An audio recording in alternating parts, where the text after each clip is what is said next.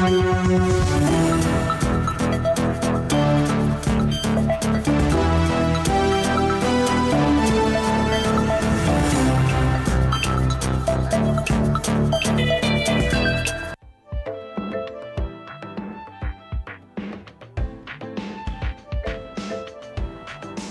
morning and welcome to Morning Cafe. It is the 13th day of March 2025. That means we're 72 days into the year. My name is Ann Odida. Karibu sana. 72 days into the year. Yes. It's exactly 287 days to Christmas. That's a better countdown. My name is Fred Indemule. Karibu sana to this show. All right, let's keep you updated. At Naza na gazeti la The Standard. Dishonorable is the main story there. Yes, and keeping with the theme of one word headlines. Yes, today. Not three, not four, not two. Lakini ni tatu hapa. Nyoro achezewa rafu. Ilikuwa rafu. Ilikuwa rafu. I felt it for him. Yes. Wamempiga vita sana. Wamempiga vita sana. Sababu ya kufanya kazi nzuri. Daily Nation, for the first time in a long time. Yes. Impunity. And you see, one word headlines are very catchy. Yes. Everyone seeing this will definitely want to read that story. Where? A long one. Muturi's DP quits KK as Ruto plans to storm Central. That's the start today, and we'll be telling you more about this because you can actually see these are two stories in one headline. Right. People Daily, greedy MPs grab 7 billion shillings in budget. Aye. You cannot MPs, stop them. Na uko nao leo. Uko nao, watakuwa hapa. And no matters business, top Saccos splash 47 billion shillings dividends amid Cusco fraud. Kama huja join Sacco by now, you better join. Watu wamekula 47 billion shillings in dividends. Yes. All right. So these are the gentlemen that we'll be having at 6:30 this morning for the conversation on State of the Nation for the first time on Morning Cafe. Onesmus Ngogoyo, MP Kajiado North. A familiar face, Wilson Sosion, former SGK NUT. Dr. Peter Mbaye, leadership and governance expert, and Basil Robert Ngui, MP Yata constituency. They will be in studio today to discuss the headlines. Dishonorable? That's the question. Yes.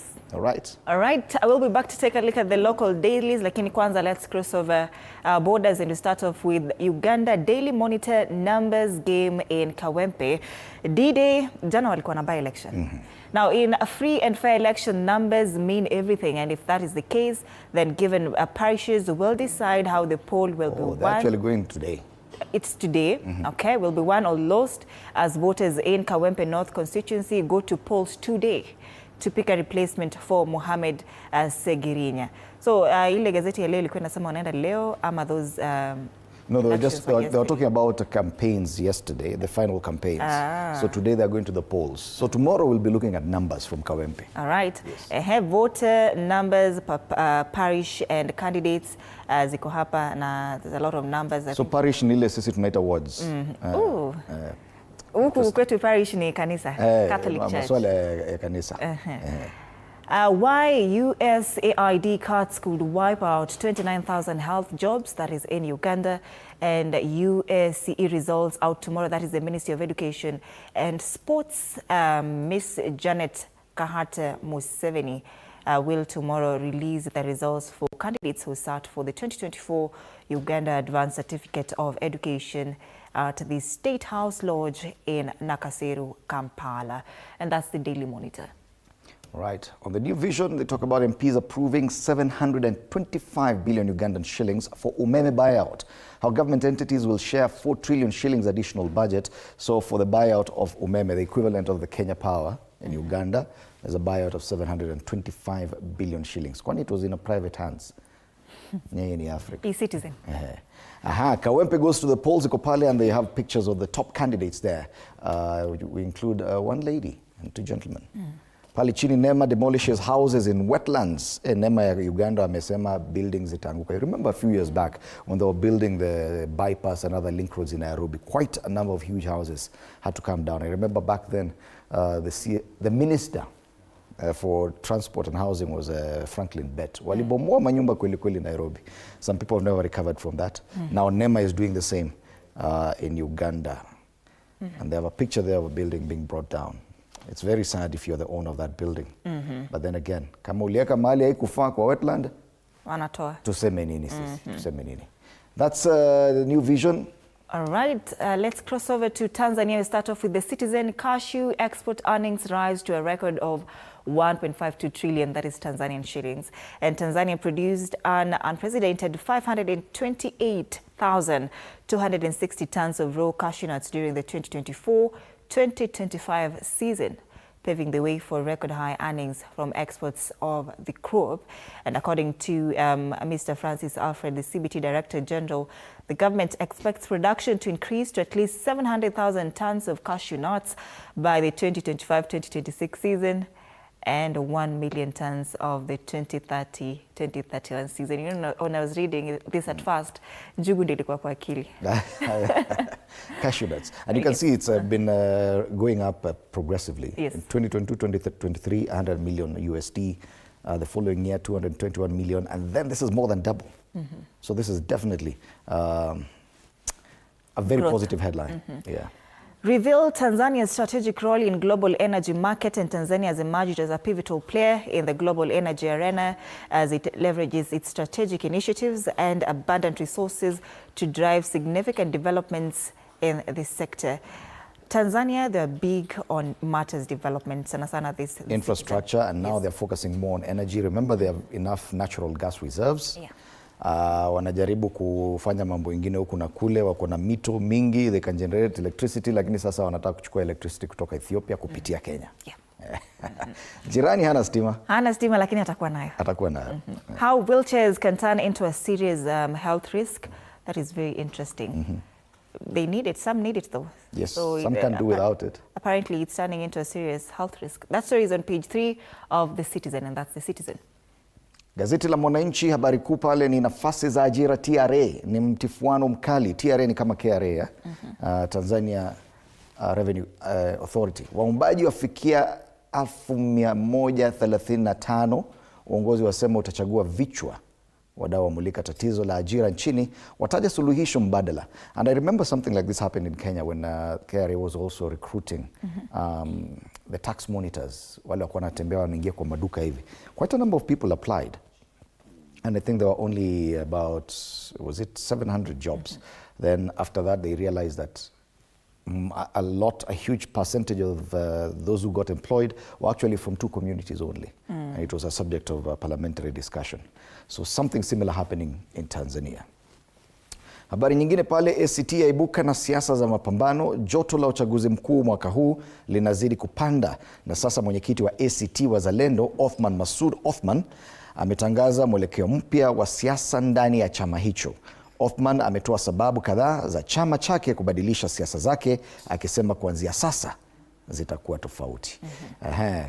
Watu wanazidi kujitayarisha kwa uchaguzi mkuu ambao unakuja mwezi wa Oktoba.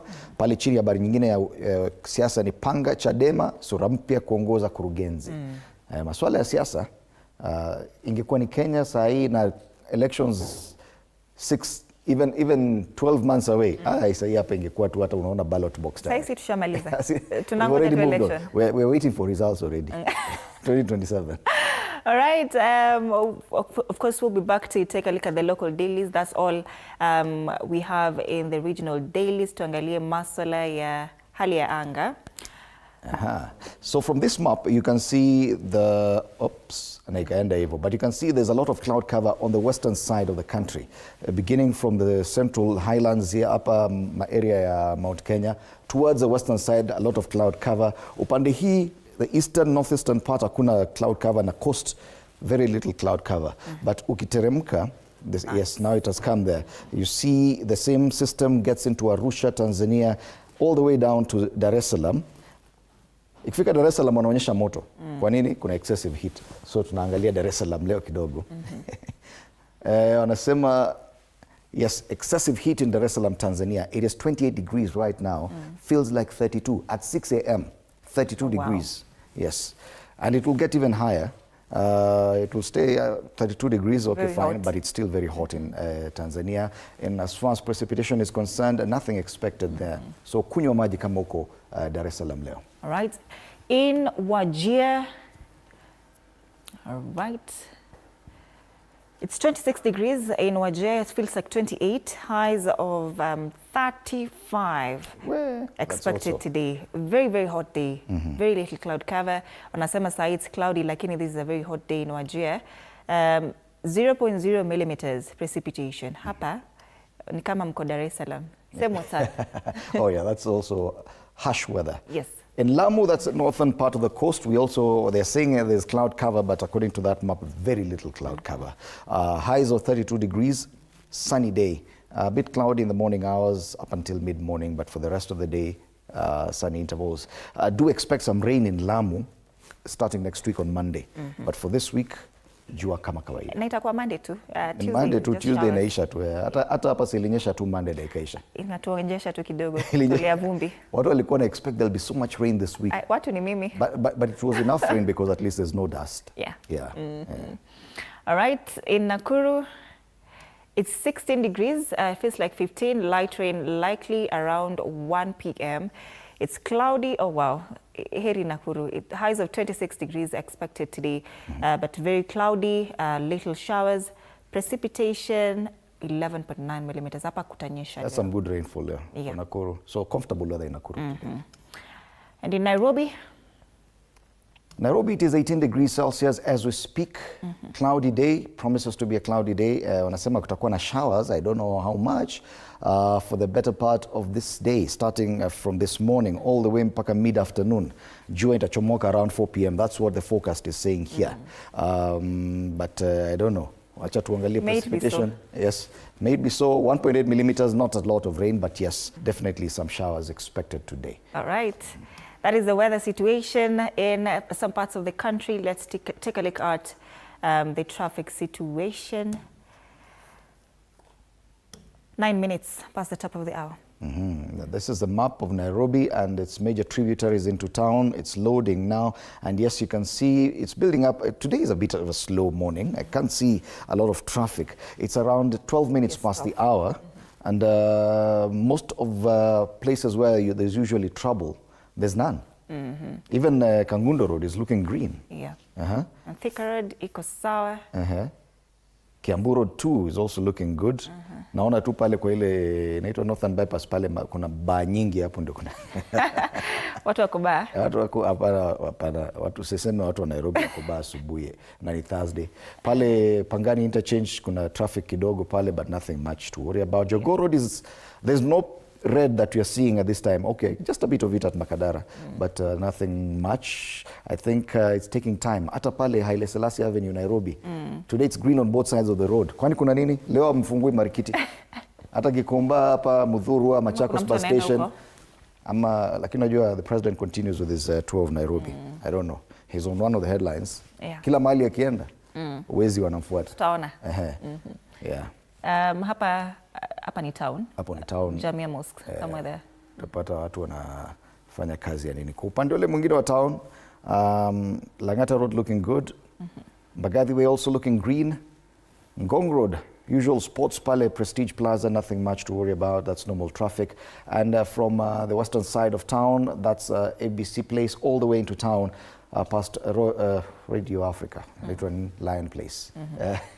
All the way into town, museums area, iko sawa. So I think traffic this morning is a bit slower than normal, but that means it's good. If you want to leave town, leave home now is the best time. You'll get to town very fast if at all you need to go to town. Usiende to town sababu unaenda. Unafaa kuenda huko kama uko na sababu. Acha kuletea watu jam. Wanaleta jam bure. That's the traffic. All right, let's take a look at the quote of the day.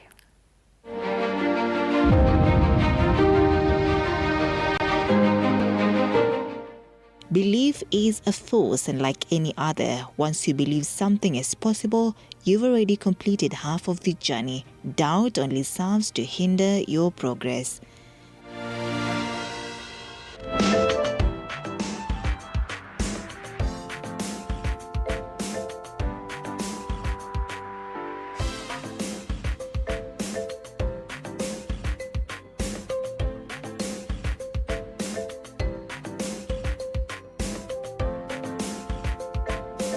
All right, dishonorable is the headline there on the Standard. And House of Rules, members of Parliament led by the majority and minority leaders went for the jugular of the former leadership of the Budget Committee under the pretext of discussing biased budgetary allocations. Now, they accused the previous chair, Ndindi Nyoro, of directing 2 billion shillings from the Public Participation Fund to his constituency, giving him an unfair advantage over his colleagues in terms of development.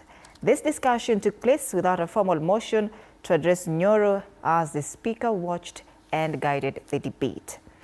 Junet's fury, it reached levels that the chair of the committee, other MPs are going to his constituency for benchmarking.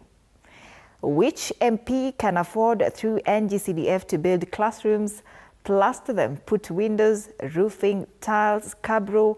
Which MP can afford to do that? That is I think that's the most dishonorable thing to ever say. Yes. That one, to be honest, coming from that level of leadership of the National Assembly, that's the most, I'm about to use a word I shouldn't use, but that's dishonorable. To be honest, I agree with this headline. How can you question how an MP's success story? Ati, huyu amefanya, anawezaje kufanya hivi? The people of Kiharu are happy. Mtu anaosha nyumba yake lakini unaosha aje na mimi sioshi yangu. Unawezaje afford kuosha hiyo nyumba? Coming from a leader of minority. Leader of majority, tusikia anasemaje. We have now reconstituted the Budget and Appropriations Committee and it will not be business as usual. Interesting. Whoever is elected to committees, it is not an opportunity to enrich yourself or allocate your constituencies or to those who are your friends above others. This is the same person who wants the Auditor General's office and that of Margaret Nyakango to be tamed. Well, you see, especially for the leader of majority, he's been questioned about the level of development in his constituency, constituency, because there are people who say his constituency has billions of bitumen roads, billions worth of bitumen roads, while other counties have none. So then he comes and accuses another member of doing well in his constituency. I think I really agree with this headline on the Standard. Again, dishonorable. Yes. Now, alisema, you know, I'm on Ishungwa's case today. He also say that the Standard is inciting. Sometime last week, but when? Hii ni ukweli. This one, Honorable Ishungwa, Honorable Junet, this is true. You are being dishonorable. And I've said it from here. TV47, Freddy Ndimuli. Nimesema. ODM finished Parliament power grab, and ODM party has taken charge of crucial House committees that were formerly chaired by Gachagua'S MP, signaling their entrenchment in government. This story is on page 5. MPs increased their budget and Parliament will get an extra 7 billion shillings, but other departments will see their votes reduced significantly in the next financial year. Now that's the thing. MPs have decided their budget, according to Treasury, was about 42 billion. For MPs and issues surrounding Parliament, they've increased it to 49 billion. You know, when you say 42 to 49, it looks kidogo. But these are billions of shillings. 7 billion shillings. Wafanye kazi sasa, wache kucomplain. Na bado kuna constituency hazina madarasa. Lakini wakiona darasa constituency wengine wanasema, how dare you?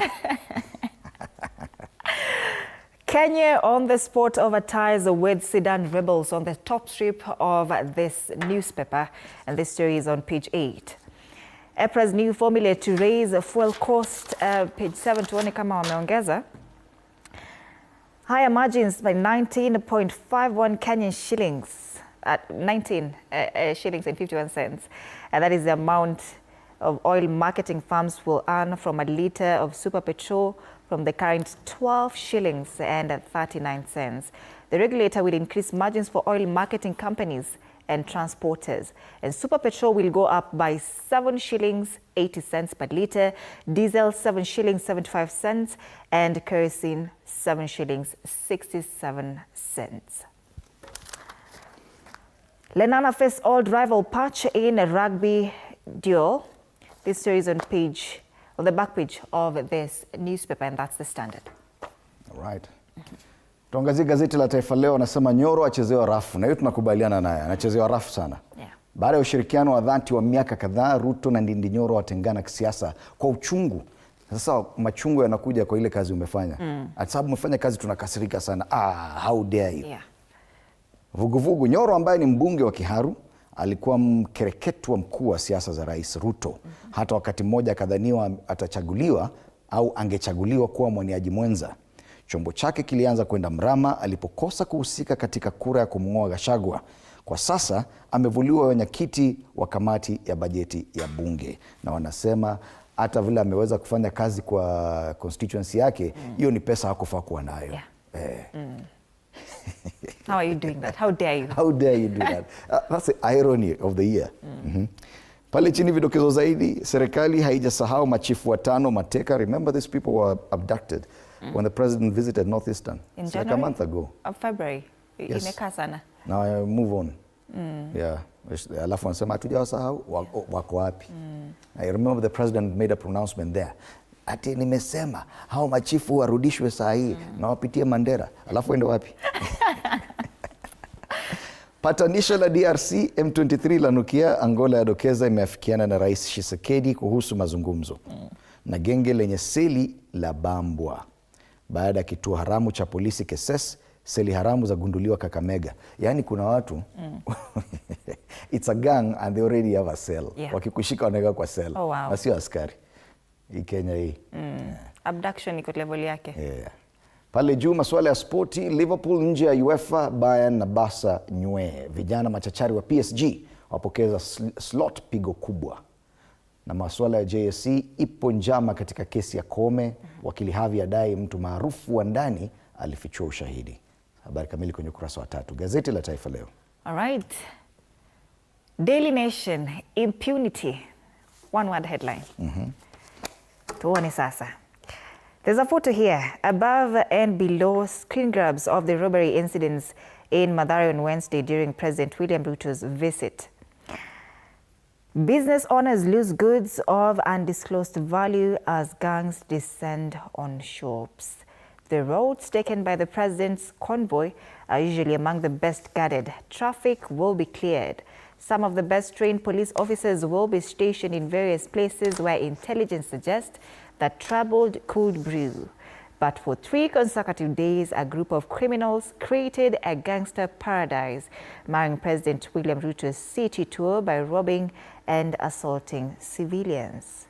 The irony of that, akienda mahali inakuwa protected, lakini now mali ya watu inakuwa looted in these areas where he's visiting. Now you see what's happening going forward is that whenever he's coming to your place, unafunga duka. Ukisikia rais anakuja kupitia hapa, unafunga duka, you take off. Ufungwe kazi. Ufungwe. 3 days, the number of days that President Ruto toured Nairobi, during which several pedestrians and businesses around Mountain Mall on Thika Road were targeted. Robberies also occurred on Juja and Outer Ring Road. This is so sad. Uchumi ni mbaya and tayari wanakuwa looted. Shadow figure in CJ Koome team, JSC Food, and Chief Justice Martha Koome with her deputy Philomena Mwilu during the hearing of the presidential election petition on September 2nd, 2022 featured here. And the Judicial Service Commission has raised concerns that its official communication channels with Supreme Court judges were intercepted by unknown persons, leading to collection of crucial documents. This story is on page 4 and 5 of the Daily Nation. Shadowy figure in Koome and top judges in JSC battle. There are 3 petitions seeking the dismissal of Supreme Court judges of alleged misconduct and misbehavior and incompetence. It's still there, it's still on.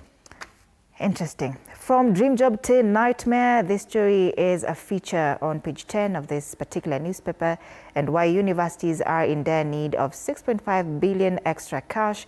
Institutions staring at a severe financial crisis with billions in funding shortfalls threatening to disrupt programs. This story is on the back page of this newspaper.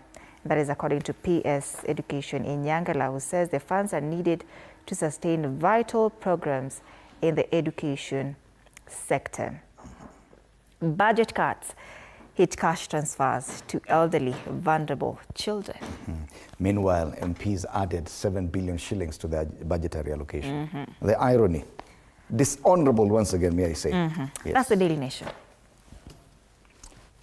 On the Star, rather long headline there, they talk about Muturi's DP quits KK as Ruto plans to storm Central. Yes, President will spend a week near ex-Deputy President Gachagua'S home. That's interesting, but that's coming up next month in April. For now, let's focus on what's happening with the Democratic Party. Democratic Party was famously formed by the former President Mwai Kibaki. Yes. So, President William Ruto's support in Mount Kenya region could take a further beating, with Public Service Cabinet Secretary Justin Muturi's party set to sever links with Kenya Kwanza. They've already written to the Registrar of Political Parties, giving a 30-day notice. Yes. The Stars established that DP has issued a 30-day notice to exit the Kenya Kwanza alliance, raising uncertainty over Muturi's future in government. But yesterday tulimwona amewekwa kwa front page ya gazeti fulani wakisema among those people who could lose their seats in cabinet, he's among them. So ni kujitayarisha tu. Yeah. Yes. Meanwhile, President is set to go on a trip to Mount Kenya region next month. Pale juu, not pale juu, still on the front page of this paper. There are photos of those who have fallen in Parliament.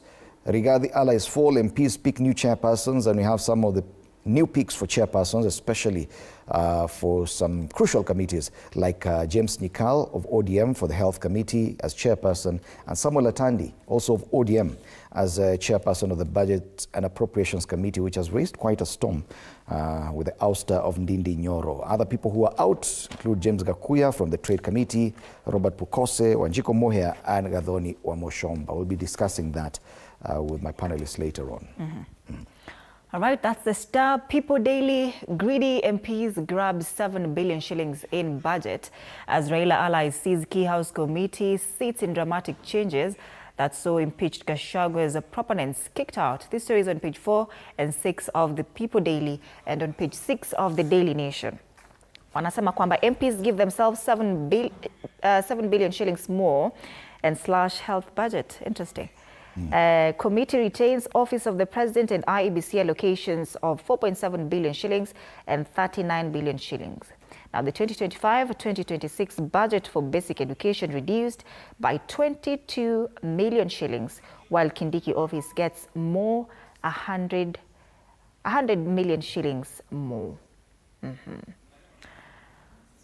There's a very sad story there on the front page of the People Daily. They talk about puzzle as insurance CEO dies by suicide a day before facing investigators. It said that he jumped from his office window. Oh, wow. Yes, which is a very high, I think 7th or 10th story building. He jumped to his death. Now, apparently, the revelations here are more details that he was just about to face investigators before that. Oh, wow. That's a sad story there. Very, very sad. Business hubs smile for tea farmers as pay hits 181.6 billion shillings. And Cocoa Tea, reggae icon I dreamt to meet. Interesting. Cocoa Tea. Cocoa Tea is actually a legend, a reggae legend. Cocoa Tea, right. So there's a story on Cocoa Tea, I think, on page 3 of this paper. I think it's the only paper that has made mention of Cocoa Tea's death. So you can read more about that on the People Daily. Absolutely. Business Daily. Top Saccos splash 47 billion shillings dividends amid Cusco fraud. So top savings and credit cooperative societies, Saccos, raised their dividend payouts to 46.99 billion shillings, shrugging off advisories urging cuts to provision for losses linked to the multi-billion shilling fraud at Kenya Union of Savings and Cooperatives, Cusco. Yes, so disclosures from the top 40 Saccos by deposits show that 13.7% increase in dividends. So watu wamekula pesa mzuri. Kama uko kwa Sacco zile kubwa kubwa, despite the fraud that would have affected your dividends, watu wameenjoy. No maana ukiangalia traffic after a while utaona watu wametoa magari wanazunguka. Dividends imeingia. Another story, costly fuel looms as EPRA raises dealer margins by 7 shillings 80 cents a litre. Where motorists will pay an extra 7 shillings 80 cents a litre of petrol, with a new energy regulator expected to adjust the margins offered to oil marketing companies. Now, this will happen tomorrow. EPRA does its review every month on 14th. So, kesho tajua mbivu na mbichi in as far as that is concerned. KCB full year profit up 66%. Hey, kuna banks zinafanya mzuri. On the ticker, dismissals from the public service up 67%. Gathungu wants sanctions for accounting officers. And finally, ghost Congo importer used to smuggle goods to Isli. That's the Business Daily today. All right, let's take a look at the caricatures this morning.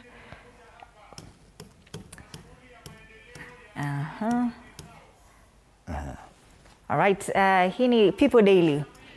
Traitor, na nani anaambiwa hivyo? This is a caricature of former President Raila Odinga. Former Prime Minister. I'm with a former president. Oh my goodness, manifesting for him. Former Prime Minister. 2007. Here with the caricature there of former President Mwai Kibaki, the late, and of course Wiper Party. And his vice president then. So akawaita traitor. Yes. Sahi sasa ni tables zimeturn. Ni Wiper, former vice president anamuita traitor. Yes. Interesting. People Daily. On the Standard way, kuna mrembo hapo. A caricature of the former prime minister, this time in a dress and looking like a very beautiful African woman. Ameshika kibeti ya opposition anasema it is Ruto who came for me. It is actually Ruto who came for me. Yeah. Alafu commentator anamwambia yeah, and you fell head over heels. And you're matching with this caricature, friend. I love this one. The Standard. This is The Daily Nation. The Daily Nation. Warning, kuna side mirror hapo na watu wako ndani. Of course, this is a caricature of the president. Objects in the mirror are closer than they appear. Object in nini? 2027 election. 2022 election. 2022 election campaigns. On the rear view mirror. Na kule mbele we see 2027 election campaigns. Naambia 2022 si ati iko mbali sana. It was just the other day now we are already talking about kule mbele. They're actually closer than they appear. All right.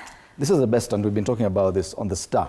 They talk about the musical chairs and changes in committee leadership in the House, and the most dishonorable statements that we're talking about. How dare you do what people expect and ask of us in these positions? Yes. They don't expect to be asked, they don't expect to do their job or to be asked to do that job. So kama kuna mtu anafanya hiyo kazi wanakasirika sana. Wacha wananchi waendelee kutuomba. I think this cartoon should be distributed everywhere in this country. Watu waone what the leader of majority and the leader of minority in the National Assembly are talking about MP's performance. They should not do that. How dare you? Yes. Those are the cartoons. All right. Meanwhile, interact with us on our social media platforms, TV47 Kenya on Facebook and YouTube.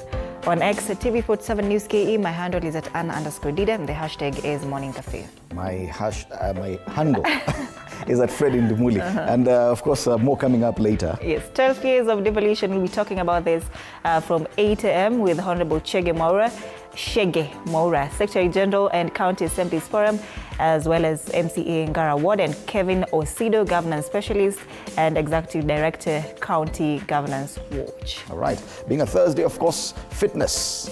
We'll have that session from 9 to 10. Nick, gym instructor. So tayarisha kuwe hapo tayari kuunga misuli. Absolutely. Stay with us.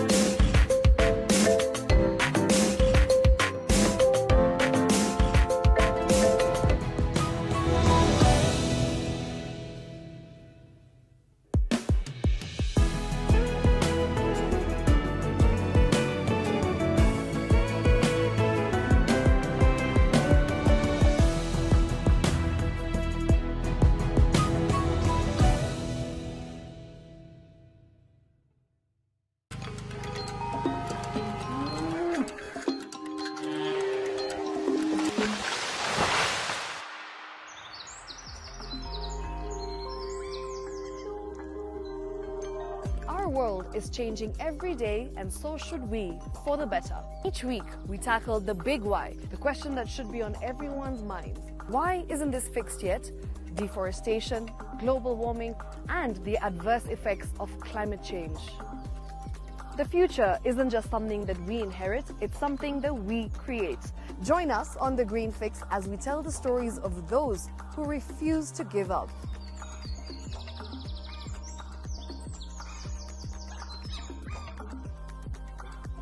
When it comes to fixing the planet, there is no time to waste. Join me, Shiksha Arora, on Thursdays at 9 p.m. on the Greenfix as we look into the big why, you and I.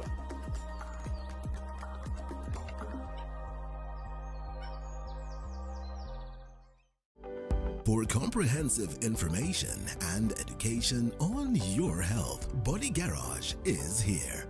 Don't allow anyone to pluck out your good tooth as long as it is strong and stable. Cancer doesn't start today and you get the symptoms tomorrow. By the time you pick it or the time it is manifesting in you, probably will be there about 5 to 10 years. The eye is the window to the rest of the body. Don't forget to stay hydrated. And of course, you at home do take your water. So the ultimate test is actually you check your urine. Your urine should be clear. Clear like the water? Yes. Should be able to see the other side of the urine. If your urine is colored or has changed color, you cannot see the other side, then you have not taken enough water. Don't forget regular health checkups. Early detection saves lives. I want the message be, we can prevent cervical cancer. We prevent cervical cancer in several ways. You have young girls and even somebody who's above that age, you can pay at least every 3 years. Somebody should have a pap smear done. If you are 40, 45, 50, going upward, once a year, please go see a doctor. Yeah, it's just for normal routine maintenance.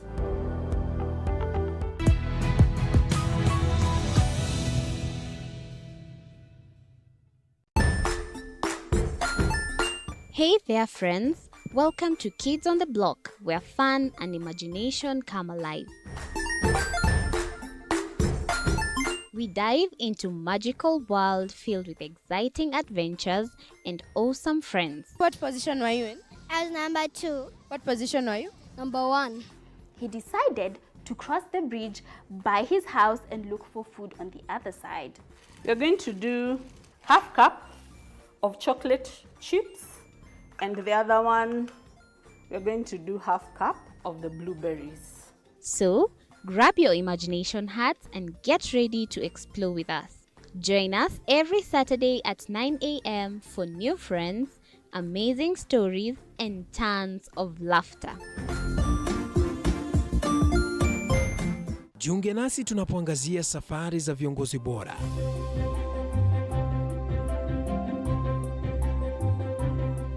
Kutoka kwa ushindi mkubwa hadi masomo magumu. Wakati wetu kwamba wasichana si wa kusoma, ni wa kuolewa, ng'ombe ipatikane, wazazi wakuwe watajiri. Tunashughulikia yote. I wish I were a better investor. My parents taught me how to look for things for myself. Tazama Mfahamu Kiongozi, ambapo kila kipindi kimejaa maarifa, mikakati na hadithi za kukuza azma yako. For me to succeed, I have to fight. Kila Alhamisi saa 1:30.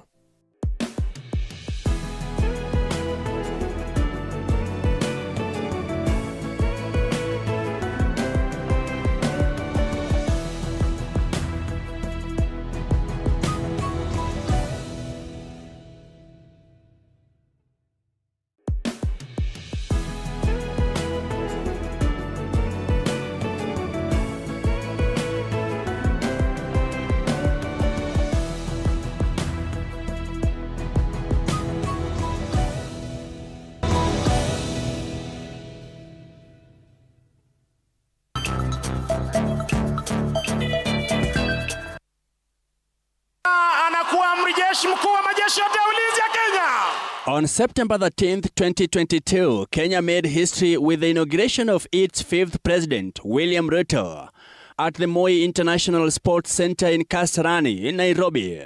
His swearing-in sparked a sense of hope among Kenyans for better leadership, promising a new era compared to previous administrations.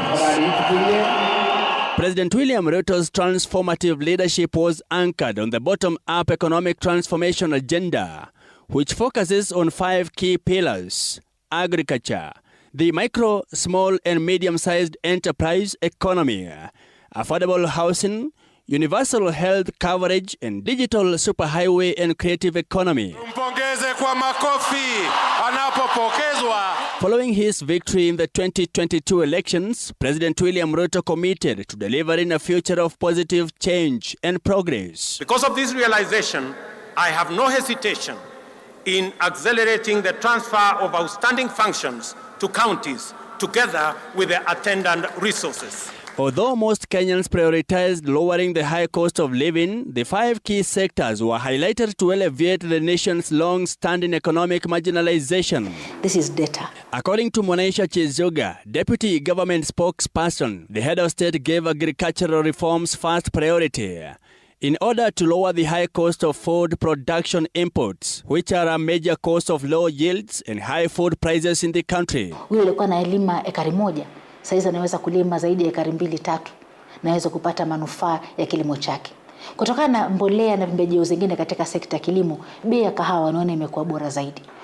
Kutokana na hayo vile vile katika sekta ya kilimo, miwa, ukulima wa miwa. Ni juzi tu wakulima kutoka Mumias waliweza kupata fedha kwa mara ya kwanza. Ameperform below average. Kwa mfano, lile jambo la pekee ambalo ameweza kulifanya ni upande ya agriculture. Amejaribu kusubsidize fertilizer, lakini sekta zingine zikiwemo mambo ya afya, kutoa NHIF kuleta SHA imeleta shida. The government's mid-term report highlights that fertilizer subsidy has reduced production cost with 39% increase in maize production from 61.7 million 50 kgs bags in 2022 to 85.7 million 50 kgs bags in 2025. According to Deputy Chief of Staff, Performance and Delivery Management in the Executive Office of the President Eliud Owalo's report, livestock and dairy sectors recorded growth with milk production increasing by 13% and dairy exports rising by 92%. Meat exports quantities also increased by 29% in 2025. Kenya Kwanza government says the transition from National Health Insurance Fund NHIF to the Social Health Insurance Fund SHIF was aimed to address NHIF insufficiencies and expand healthcare access under Universal Health Coverage UHC. So katika bima hii ya SHA na Taifa Care, hasa tatizo lile halipo tena. Bora umejiandikisha na uko mgonjwa ama ndugu yako, familia yako wanaugua maradhi yale na mengine mengi, moja kwa moja wakaenda hospitali zetu za kibinafsi na za kiserikali ambazo zimeweka mkataba na Taifa Care, Mkenya anapata matibabu yale moja kwa moja. The SHIF has seen membership grow from 8 million enrollees in 2022 to 19.7 million in 2025. Kwa sababu watu wamejiandikisha, lakini unakuta ya kwamba watu wengi wanalalamika ya kwamba licha ya kuwa umejiandikisha, licha ya kuwa umelipa pesa kiwango ambao ulikuwa umetaja katika mwezi ama katika nini, lakini mtu akienda hapati matibabu mazuri. The accomplishments to date provide a solid basis for sustained development and better living conditions for all Kenyans, even though there are still obstacles to overcome. Affordable housing ziko zaidi ya county 36 hapa nchini. Nyingine zimejengwa, zimekamilika, zingine zinaendelea kujengwa, zingine zinaanza sasa. Na sio kujenga nyumba peke yake. Faida ya affordable housing kwa Wakenya, hasa kwa vijana, tumetoa nafasi za ajira za zaidi ya 100,000.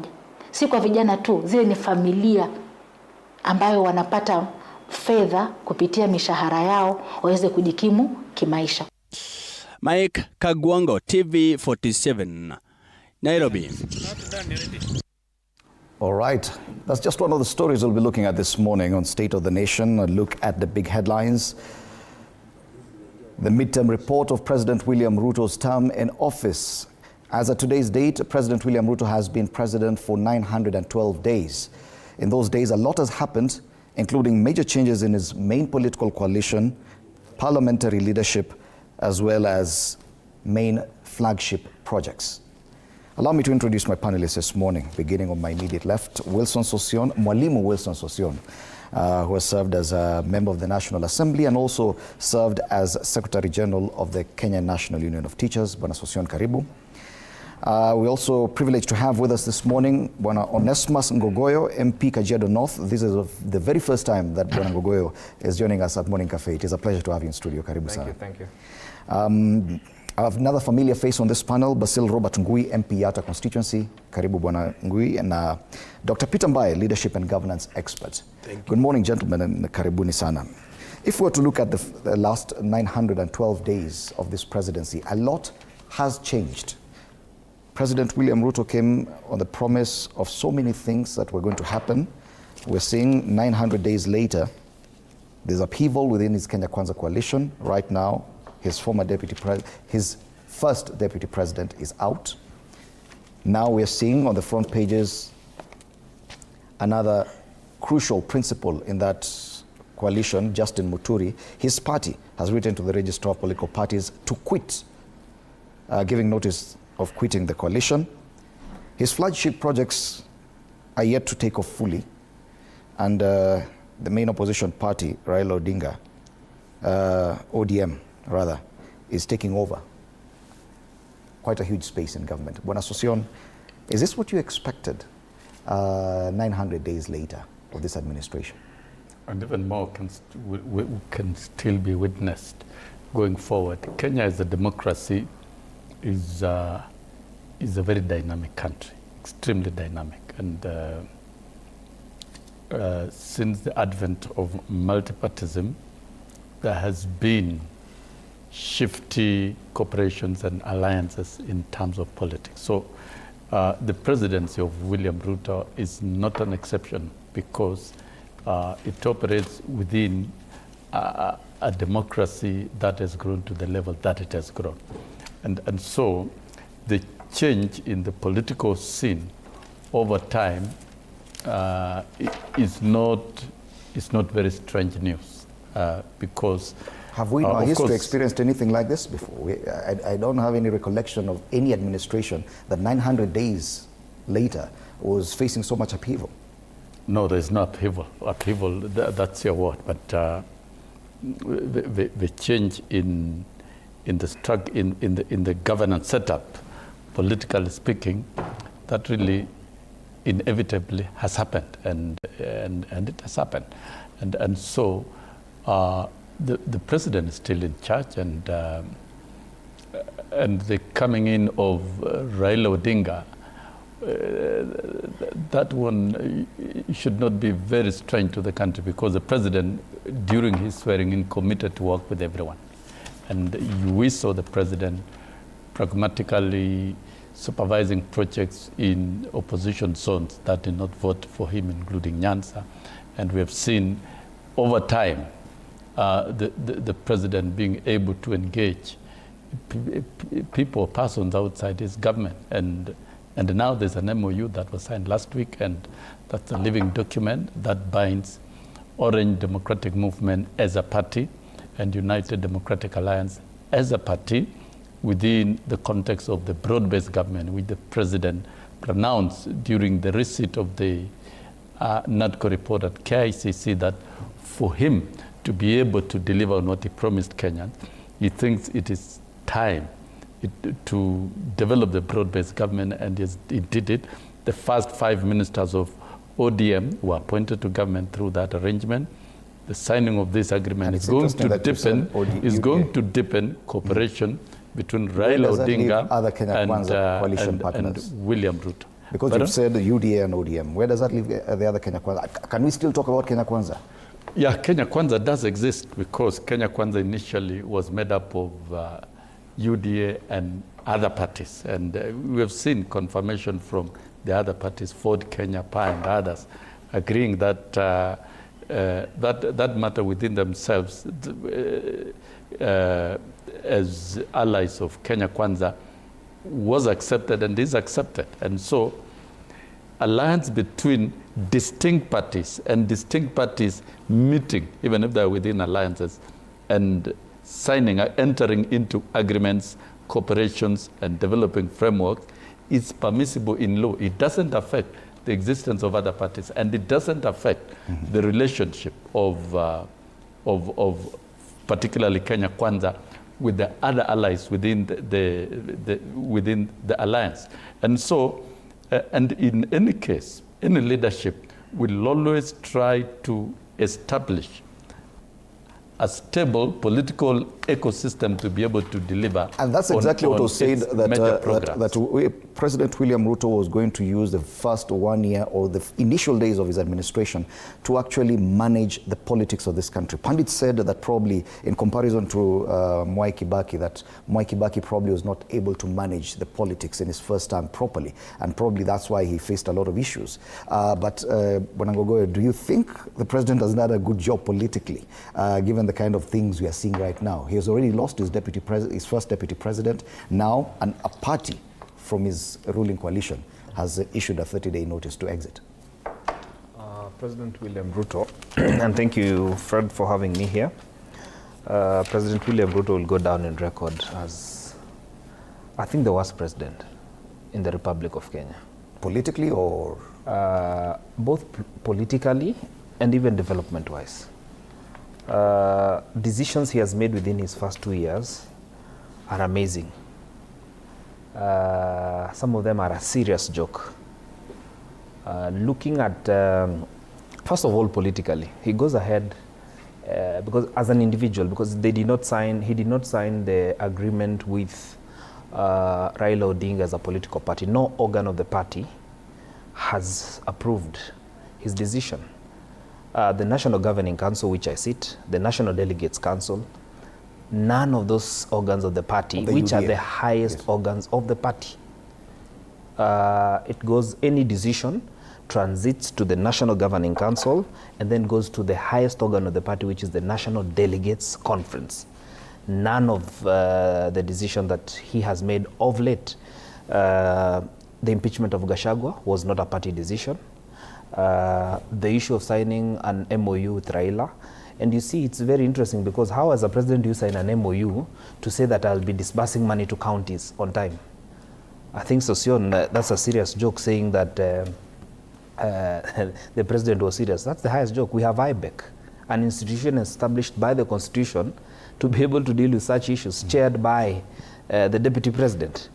So that first of all tells you there's something wrong in the architecture, in the workings of government. But because President Ruto works as an individual and doesn't have respect for institutions, you'd find a lot of this happening as we go by. Because he wakes up a day, and as an individual, he makes up a decision. First of all, when I look at the content of the MOU, that's a serious joke. I mean, as a president, why would you sign to say that I will stop abduction? You will stop, you will give people the right to assemble and demonstrate. It's within the Constitution. Why do you have to sign an MOU? You just need to implement. Okay. But because he can't match what he says with what he does, and his political survival right now, actually he's in a serious ICU held by Raila Odinga. Anything he does in this, I think he must be washing Raila's clothes and brushing his shoes. He's in the worst situation ever that a politician would want to be. Yet he had been described as a political chess master. 900 days later, he now depends on his arch rival from the last election for his survival, politically. Should we still call him a political chess master? I think I'll agree with my brother here that it's like the president has already passed on that mantle to be able to run the government to Raila. Because if you look at what has happened in Parliament, you know, now the most powerful chairs are actually from ODM. You know, if you look at the ministries, he gave out treasury, he gave out mining, he gave out energy, and in reality is to tell you, for him to survive in governance, he can't do it without Raila. And that's why currently Raila is now the one behind the scenes. So in principle, the president has reached a point whereby he has noted that the trust or the control he had before is gone. And that's why he had to bring Raila on board. Now Raila can demand anything. It's like you welcome someone to your house, and then he sleeps in the guest house. The next day he wakes up, he realizes you are not in control. He says, "Now I want to sleep in your bedroom." And then, since you have no choice, you tell him, "Hey, do what you can. I mean, I'll abide with what all the requests you put forward, so long as I remain to be in the steering wheel.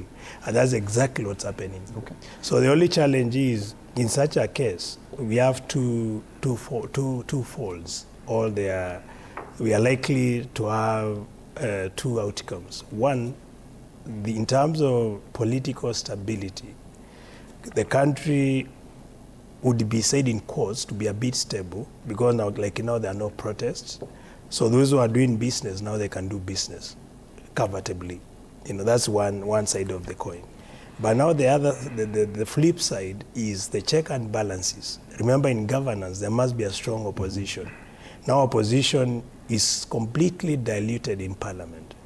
Now we're only remaining in the Wiper party, and not all the Wiper members of parliament. Of course, some have already joined the government. And then now the so-called Wamunyoro who have joined Wiper in such a case. So we are only a very small group. You can say that again. Who are able to employ the check and balances, where you tell the government, hey, here is wrong, this is right.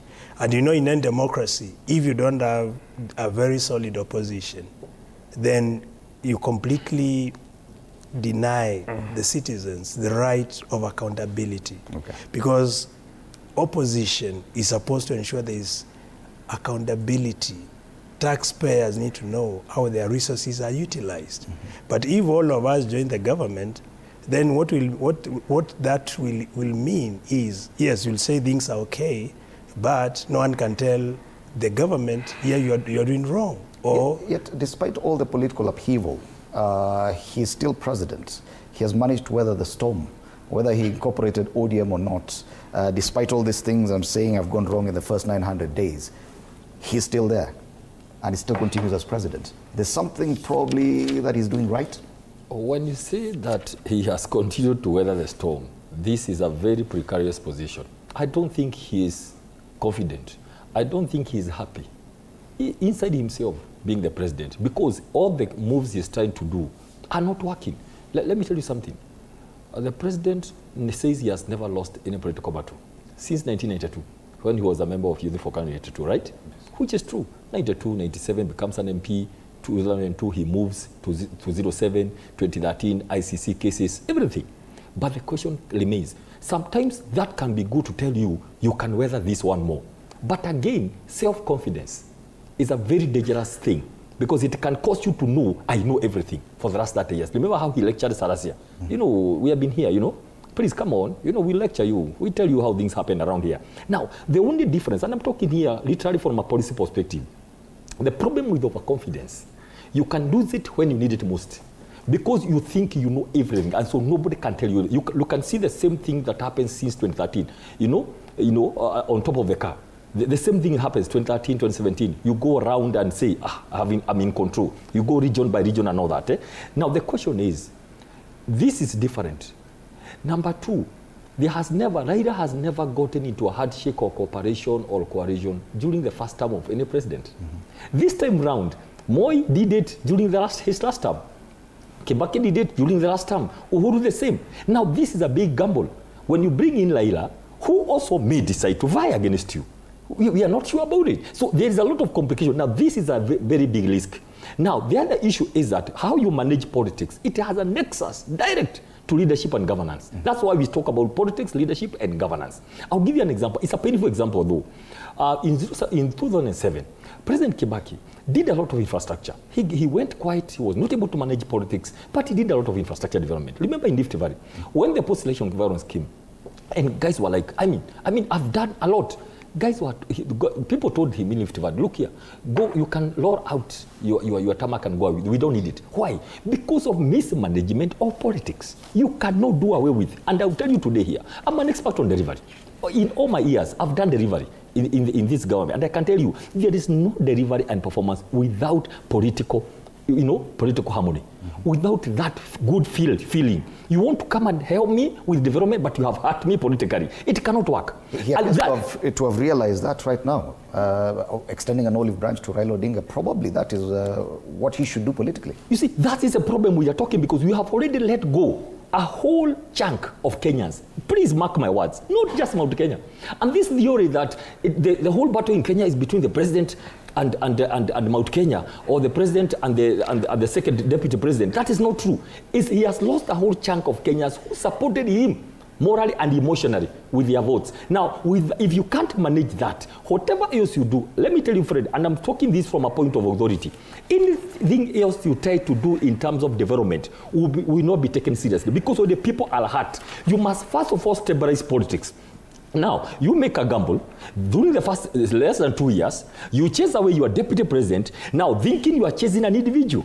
Unfortunately, the whole community, 90%, rallies around him. Already you are already doing very badly. Then you try to get the opposition leader, who is Raila Odinga, who himself, he is like sending signals. You can see, you didn't see Sifuna in Nairobi tours.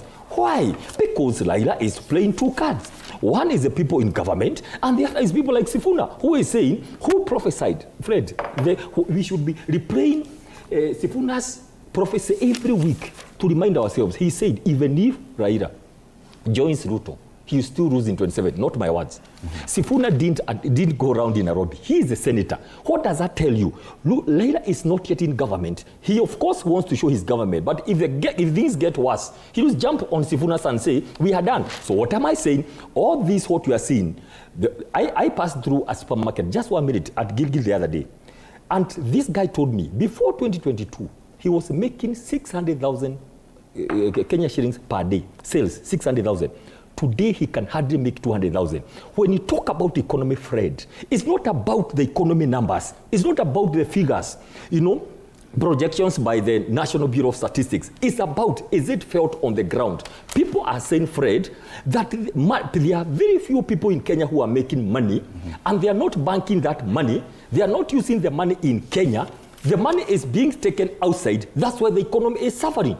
There's no problem with people making money, but let the money circulate. That is why you see, I'm giving you a very simple example. Somebody who says, so if you go convince that person that the economy is growing, that is something has been done for the last 2 years, it's not about me and you, Fred, to say the economy is growing, to say that there is development. It's about the person on the ground to say, this is what I'm able to experience from the difference. If we go back to the issue about Kenya Kwanza, and the coalition was key to President William Ruto's sustainability as president going forward. Now we're seeing with the inclusion of ODM that the space within government is going to get smaller and smaller as we continue. But I'm told we need to go on a break. Let's take a short break. We'll be back to continue this conversation.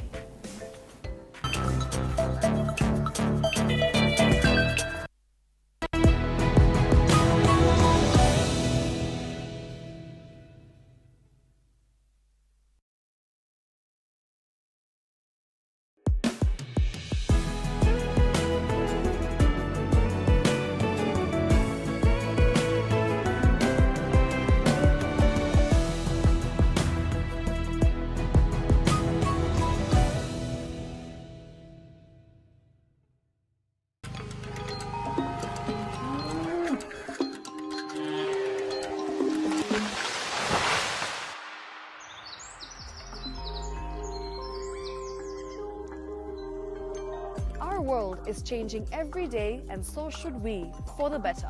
Each week, we tackle the big why, the question that should be on everyone's mind. Why isn't this fixed yet? Deforestation, global warming, and the adverse effects of climate change. The future isn't just something that we inherit, it's something that we create. Join us on the Greenfix as we tell the stories of those who refuse to give up.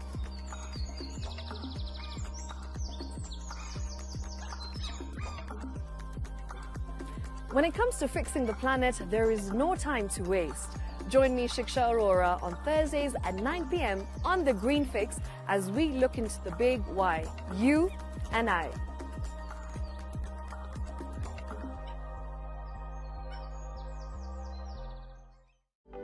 For comprehensive information and education on your health, Body Garage is here. Don't allow anyone to pluck out your good tooth as long as it is strong and stable. Cancer doesn't start today and you get the symptoms too.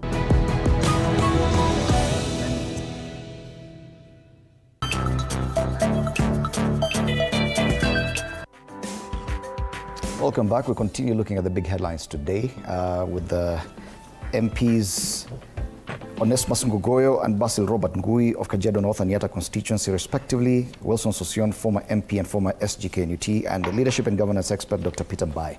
Bwana Sosion, I just wanted to ask you this just before the break. Now we are seeing the sort of disintegration of the larger Kenya Kwanza coalition, with the first party now indicating that they're out.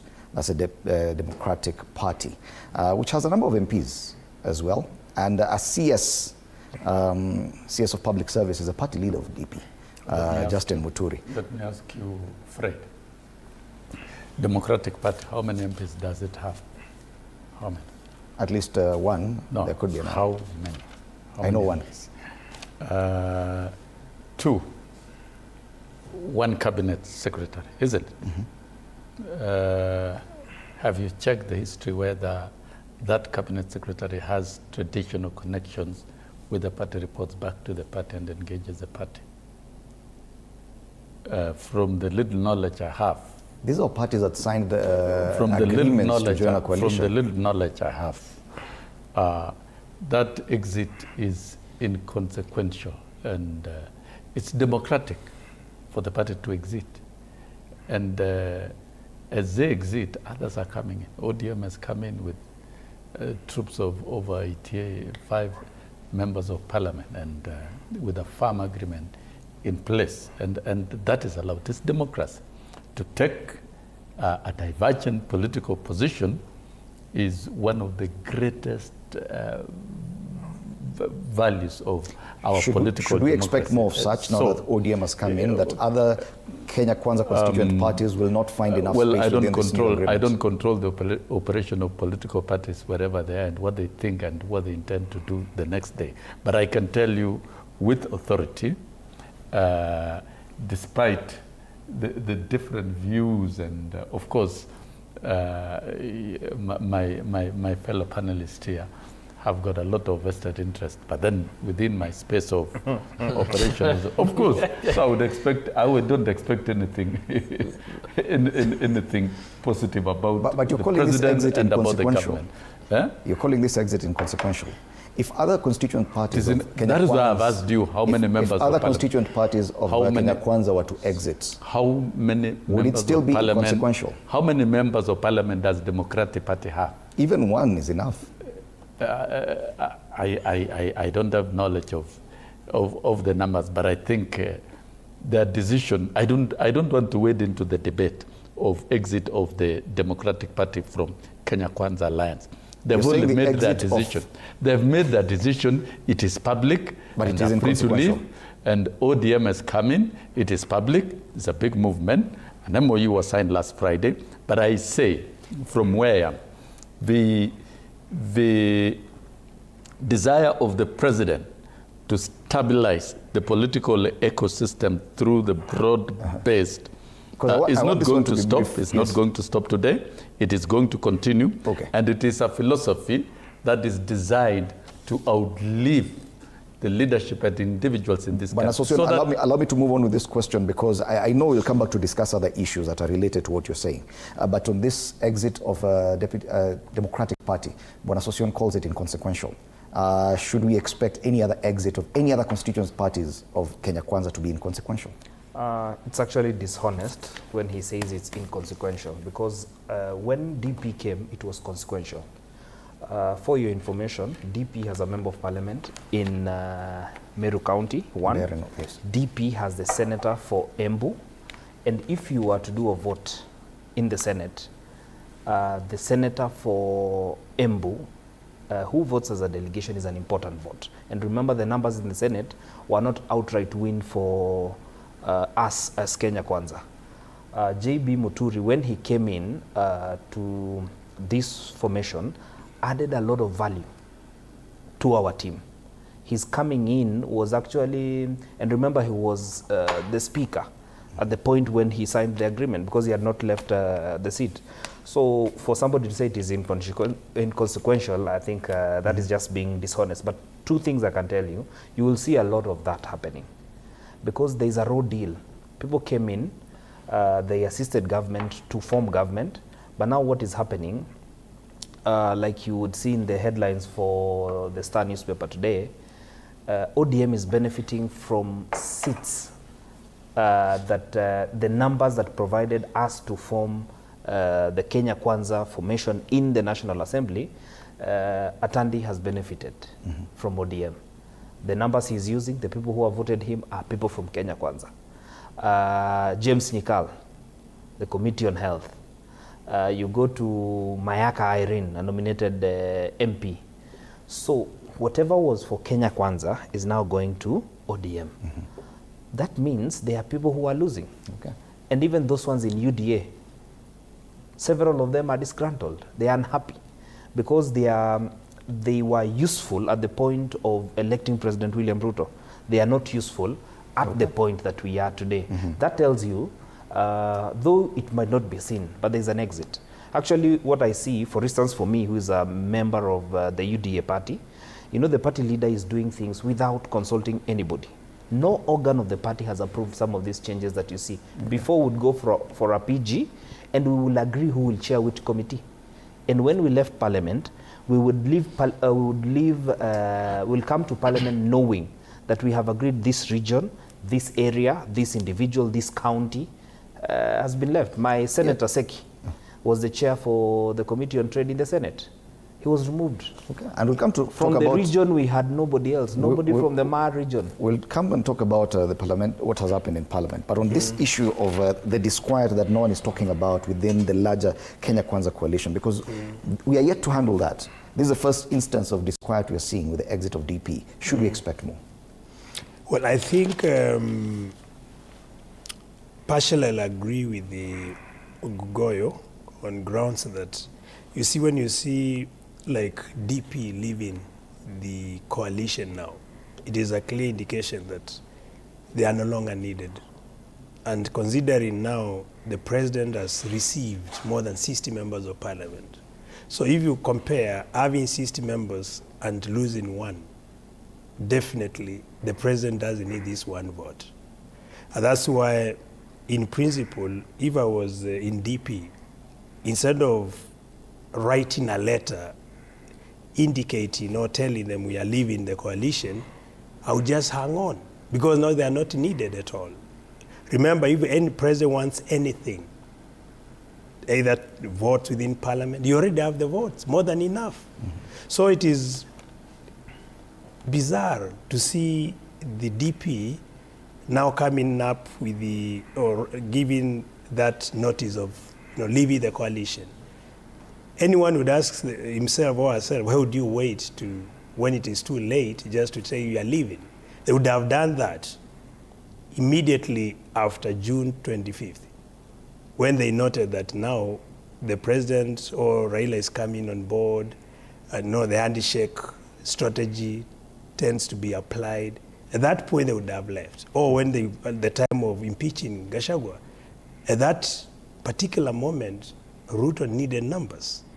But even to get the two-thirds, the motion to sail through, that was very critical. But now when you are leaving now and the guy has already succeeded, does it mean that you are the greatest loser in this the parliamentary group meetings for Kenya Kwanza will be shrinking, that the number of people attending any such meeting, parliamentary group called by the president, because I do not expect ODM to attend the same, will be much smaller? Or should we expect to see ODM attending Kenya Kwanza parliamentary group meetings? And doesn't that leave the president in a very precarious position? One, I think the issue of leaving by the DP, people can leave anytime. Surely, people leave because of some reasons. Maybe they feel they are no longer needed, or there are some changes. If you find that there's what you had intended to achieve is no longer achievable, people leave now. To answer your question, there will be a lot of exits, a lot of them from Kenya Kwanza coalition. Just like people are leaving from Azimio coalition. There's some changes, there's some dynamics in terms of ideology, in terms of political formation, let me call that, and in terms of coalition building towards 2027. That's a reality. So what's going to happen is that because of the stand the president has taken of trying to woo ODM, and that's what he thinks is best for him. But you're going to see from the parties that are coming together, the new party to be launched by the second deputy president, right? The Wiper party, the party led by the Matiang'i, the party led by the DPK from Western.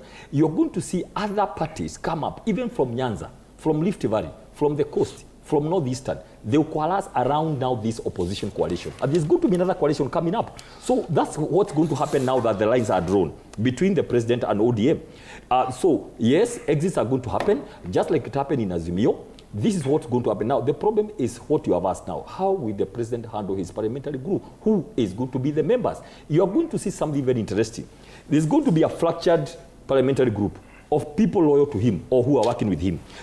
Somebody like Mheshimiwa Go here who will not attend because there's no more anything to talk about with the president, for example. But they are going to have another coalition of like-minded MPs. Now that is going to be the word, like-minded MPs, because they are going to be pursuing something different, forming like the opposition in Parliament, both in the National Assembly and Senate. So that's what is going to happen going forward. People are going to exit and alignments are going to be formed afresh. And this coalition of the opposition coalition will continue being stronger and stronger, and the numbers there will continue shrinking because we are not sure. We are not sure where is ODM. We are not sure whether it's in government doing government, or it's government one leg and one leg outside, and what will happen in 2027. That's the biggest gap of the year, the century. Actually, they need to be studied. The biggest gap of the century that the president is taking. Yes. How bad is a political gamble by President William Ruto 912 days later after taking over the presidency? The headline on the Star reads, Muturi's DP quits KK as Ruto plans to storm central Kenya. Let's move on to the other conversation that has dominated headlines for the past 2-3 days, especially with the election of leaders of various committees and the removal of others in the National Assembly. The headline on the front page of the Standard reads, dishonorable. And this refers to the kind of description of one member of the National Assembly by the leadership of the minority and majority side. It is also part of the stories we have prepared here at TV47 affecting the MP for Kiharu, Ndindi Nyoro. Residents there have defended their member of parliament. Let's have that story, then come back and discuss the same. Kiharu residents stood with their MP and former chairperson of the National Assembly's Budget Committee, Ndindi Nyoro, against claims of bias in the allocation of National Government Constituency Development Funds, NGCDF, terming it as propaganda and political vendetta by President William Ruto and ODM party leader Raila Odinga's allies. Hakuna mali sisi tumekosea, na kama tumekosea wananchi wa other constituencies kwa kufanya kazi mzuri mpaka wao wanatamani kukua watu wa Kiharu. Kiongozi wetu waheshimiwe na turudishiwe kiongozi wetu, tunajua bado atazidi kutufanyia kazi, na kiongozi wetu acha tumwambie tunampenda sana Ndindi Nyoro, na sasa kutoka leo yeye ndio kiongozi wa majenzi. Who approves the budget of the CDF in the house? These people should not joke with us.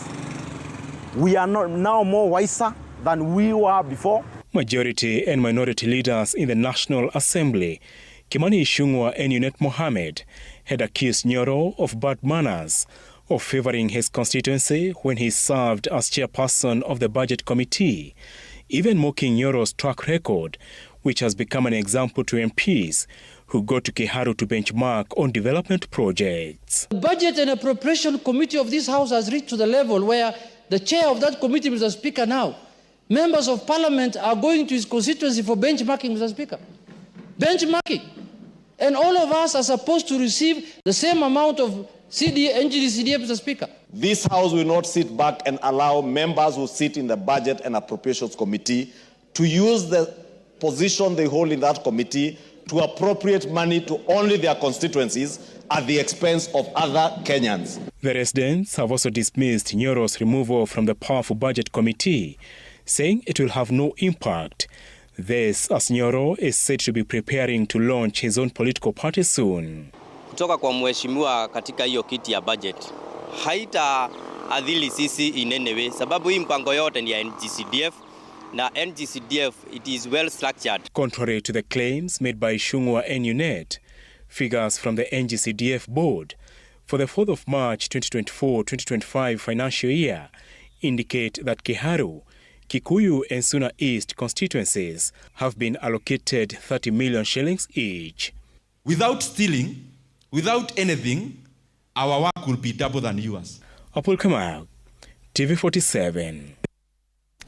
Yes, in their justification of his removal from the powerful Budget and Appropriations Committee, the leader of majority and minority in Parliament in the National Assembly went for Kiharu MP Ndindi Nyoro's jugular, went for the jugular, claiming that, and I quote here on the front page of the Standard, Junet Mohammed asking, which MP can afford through NGCDF to build classrooms? Plaster them, put windows, roofing, tiles, cabro. Which MP can afford to do that? And it would appear, the question even on the cartoon on the Star, it's like the two gentlemen are questioning how dare this MP has done so well in his constituency, probably to the embarrassment of other MPs. Bwana Sosion, this is being described as dishonorable. Removing Ndindi Nyoro from chairperson of Budget Committee would have just gone on as well. It's a vote. Did they have to disparage his performance as an MP, where all other MPs we've seen going to benchmark in the same constituency? Me to comment on statements made by members of Parliament in the plenary in their own context of understanding, I don't think will be a fair thing for me to do. What understand about parliamentary debates are very public. This is not a private session. Allow me to conclude my intervention and do it smoothly. But the change in House leadership is guided by the standing orders and rules of the House. And it was time to review and change the House leadership. And that is a mandate of Parliament.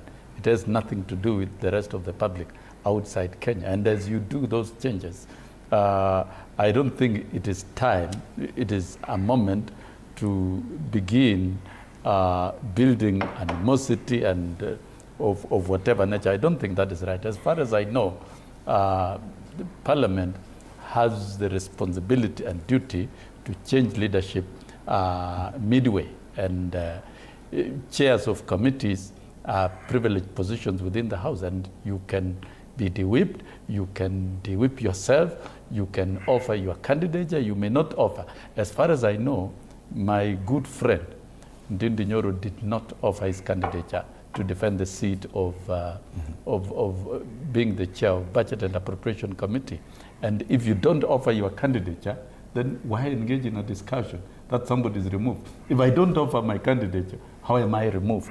So really, this is not right, and this is reading too much, and is trying to create unnecessary storms over the traditions and procedures of Parliament.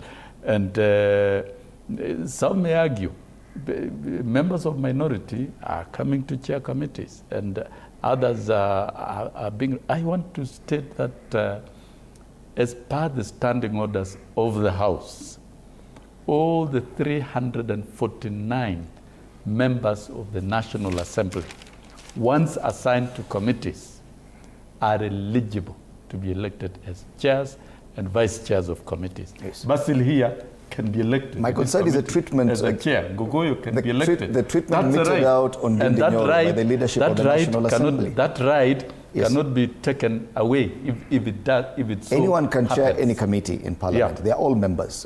Anyone.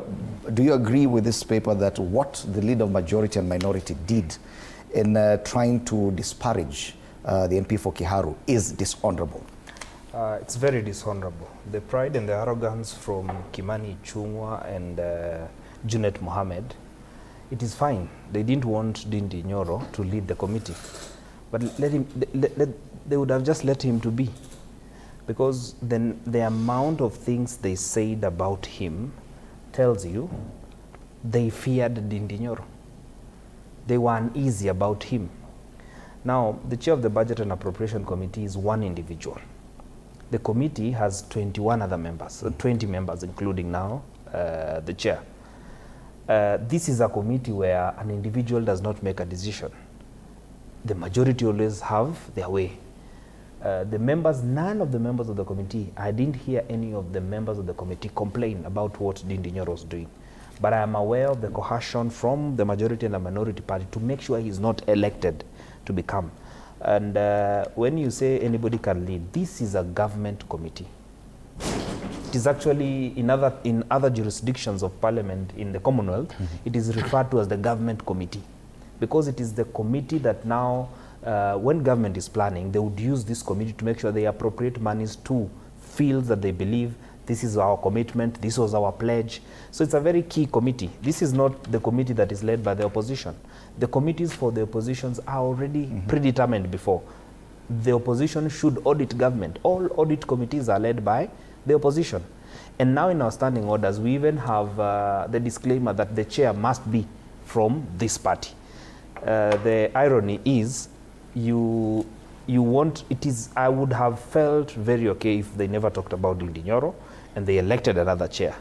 But when they took the platform to speak to the gallery so that they want to embarrass the member of parliament for Kiharu, he's not my friend, but I can tell you the gentleman has done very well for himself. Actually, a number of members of parliament argue he was one of the fairest chairs of the Budget and Appropriation Committee, having touched a number of what you call public participation issues that were never touched before. So that if you go, he did public participation in Marsabit, which has never happened. And when they went there, they have a mark as a committee that they left there, because in public participation, they have about 2 billion that they can allocate based on the needs of the people. So if people say probably we have a bridge that is a problem, they can allocate about 100 million based on what they hear from the people. So I think they were elected before, the two of them were elected before Ndindi Nyoro. So probably they have sibling rivalry. Their future also seems to be diminishing, and the Ndindi Nyoro future seems to be on an incline. Also, the two of them, I think, they are not sure of their re-election, and the gentleman is also sure of his re-election. Remember, this Ndindi Nyoro was one time the pet to the president. The president would not do a chopper without Ndindi Nyoro being there. But it tells you, like JB Muturi's party is exiting, Ndindi Nyoro probably is exiting, several people will be exiting. And I can tell you, Sosion, stop saying that any member can lead. It's true. In a committee, for instance, the public audit committees, a member like me cannot lead. I can be a member, but I can't lead because it is for the opposition. Likewise, for the government committees, they are led by somebody from government. It is the first time in the history of Parliament we are seeing this happening. Okay. And especially from 2012, now when we have the structure that we have. Because before you see committees, you would find there were ministers. Right now, there are none. So the chair of the committee, in quotes, become like the CS. Okay. Right now, we do not have the situation that we had the last time. Actually, it is dishonor to these members when they want to, to malign a member because he has done well for his constituency. And is it even right, standing on a point of order, to continue discussing a fellow member without a special motion, and the speaker allowing it to this extent? Was that even correct, Bonabasa? First, I think I would want to say it was not right at all, because in principle, being the chair of budget, Ndindi, in reality, it's common sense, of course. When you're in the kitchen and you are the one who is making food, you'll also serve others and you'll also serve yourself. But when you have that character kind of assassination, and you waste a very valuable time, precious time in Parliament to discuss a subject, I think it was not right. At the speaker at that particular point, he should have used his position as a speaker, where he's supposed to be impartial, and stop the discussion. Now, coming back to the subject, Kenya, our budget is never itemized. And that is why certain positions, for example, budget, the ruling party must have a very solid hand to it. The ruling party has to ensure whoever is in that position is someone who is within the party and who is able to listen to the interests of the party. If you saw the president, the 2 years he has been making in Nairobi, he made promises close to 3 billion. If you ask yourself, where is he getting this money from? And the budget is being worked on. It means he knows whoever is in chair or whoever is the chair of the budget has to comply and has to ensure this 3 billion is available for him to implement or to fulfill the promises he has made. And if in any way our budget was itemized, you'll never even hear the demand and the appetite to be chairs for different committees, because it means when you are there, you are not there specifically to influence whatever happens in that committee. But you see, when the budget is not itemized, it is lumped into different ministries.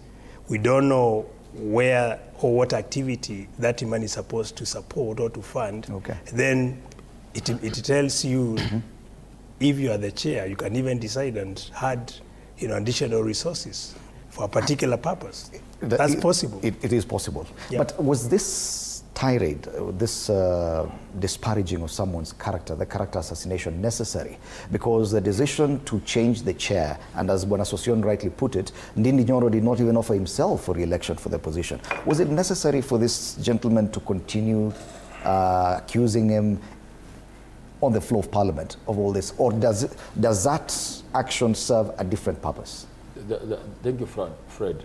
One, it was very, very, very wrong. It is unethical, it's immoral, it's wrong. If you want to remove someone, you have made a decision. Just remove them just like the other members. We didn't see, for example, Gachagua'S and others being disparaged. Why did Nyoro?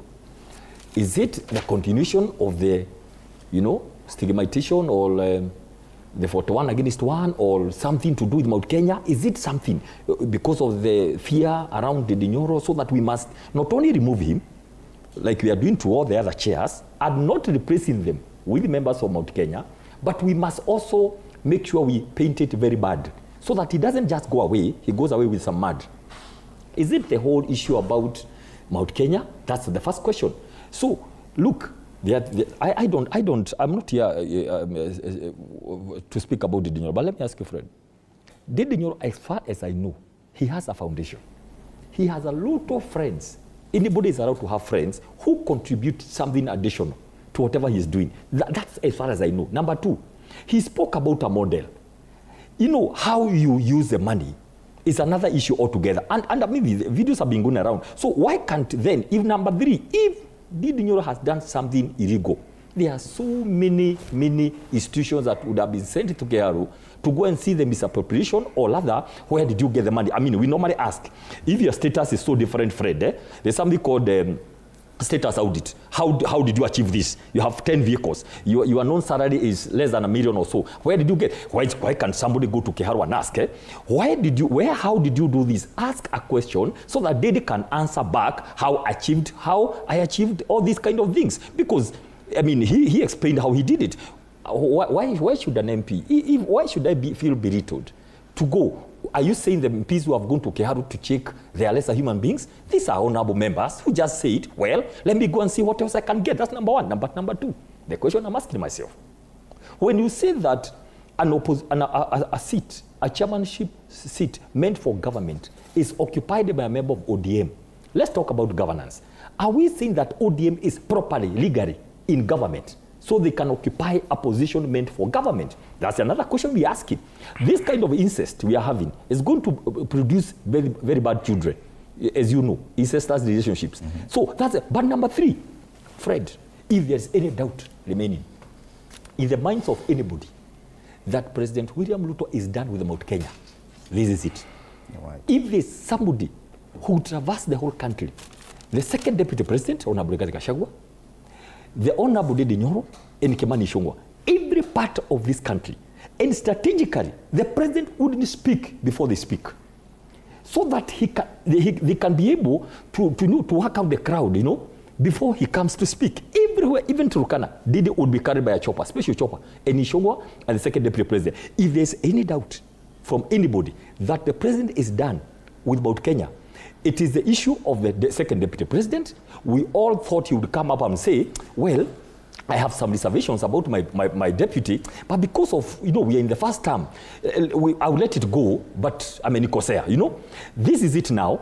And the third thing, very importantly, is that, Fred, the chairs who have been removed from Mount Kenya were replaced by members outside Mount Kenya. If there's any doubt in anybody's mind that the president in his mind is done with Mount Kenya, this is it. This is the proof that he's done.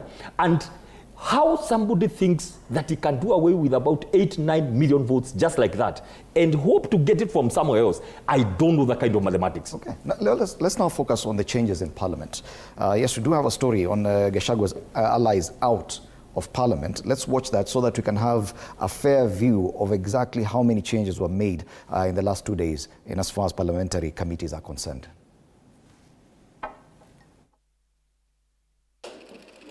Finally, allies of former Deputy President Rigathi Gachagua have been ousted from key committees in the National Assembly. First to be axed on Wednesday was Kiharu Member of Parliament Ndindi Nyoro, who has been removed from chair of Budget and Appropriations Committee, with this position taken by Alego Usonga MP Samuel Atandi promising to ensure the fair distribution of resources to constituencies, especially after complaints regarding the Committee on Fair Distribution of Resources. We have taken note of some of the issues that have been raised. Some of them are correct, some of them are not correct. And that the only thing I want to promise now is that we know the map of the Republic of Kenya. And we know that resource sharing is one of the critical issues that affect peace and harmony in this country.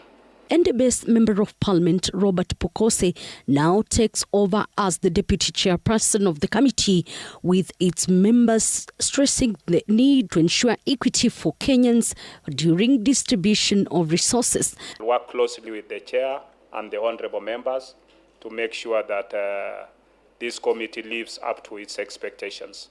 If we are to put the Kenyan map and put the projects in on that map, a lot of things will come out, and it will be good for this country to see where the resources are. Chairman, you should nullify the decision that was made by the Speaker of the National Assembly, and it is the responsibility of this committee to make a budget, and therefore it should be as such. Inform, through you and your Vice Chair, the decision-making in terms of spread of resources, so that you leave a mark in this Parliament and in the entire country. Nominated Member of Parliament Irene Mayaka has taken leadership of the East African Community and Integration Committee, a position previously held by Kipipiri Member of Parliament Wanjiku Muiya. Githunguri Member of Parliament Gathoni Wamushomba has been ousted as chair of Committee overseeing implementation of Constitution CIOC, with Eric Karemba Mushangi taking over the role.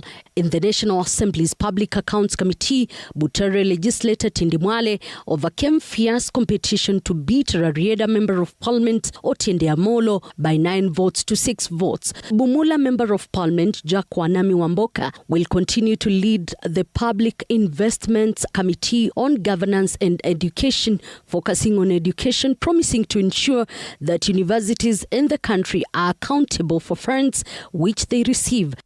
We have a duty to ensure that government agencies are run and are run properly in accordance to the laws of this country.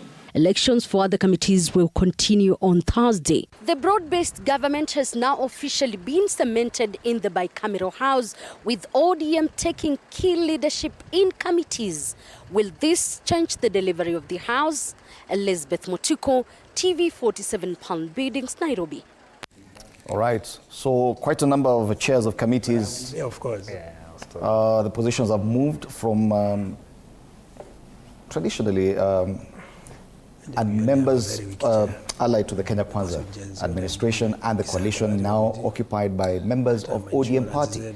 Bwana Susion, I remember on one of the discussions here, you said that the kind of working arrangement between President William Ruto and Raila Odinga, or ODM, was purely at the executive level. But we've seen the kind of inroads the ODM party has had in Parliament.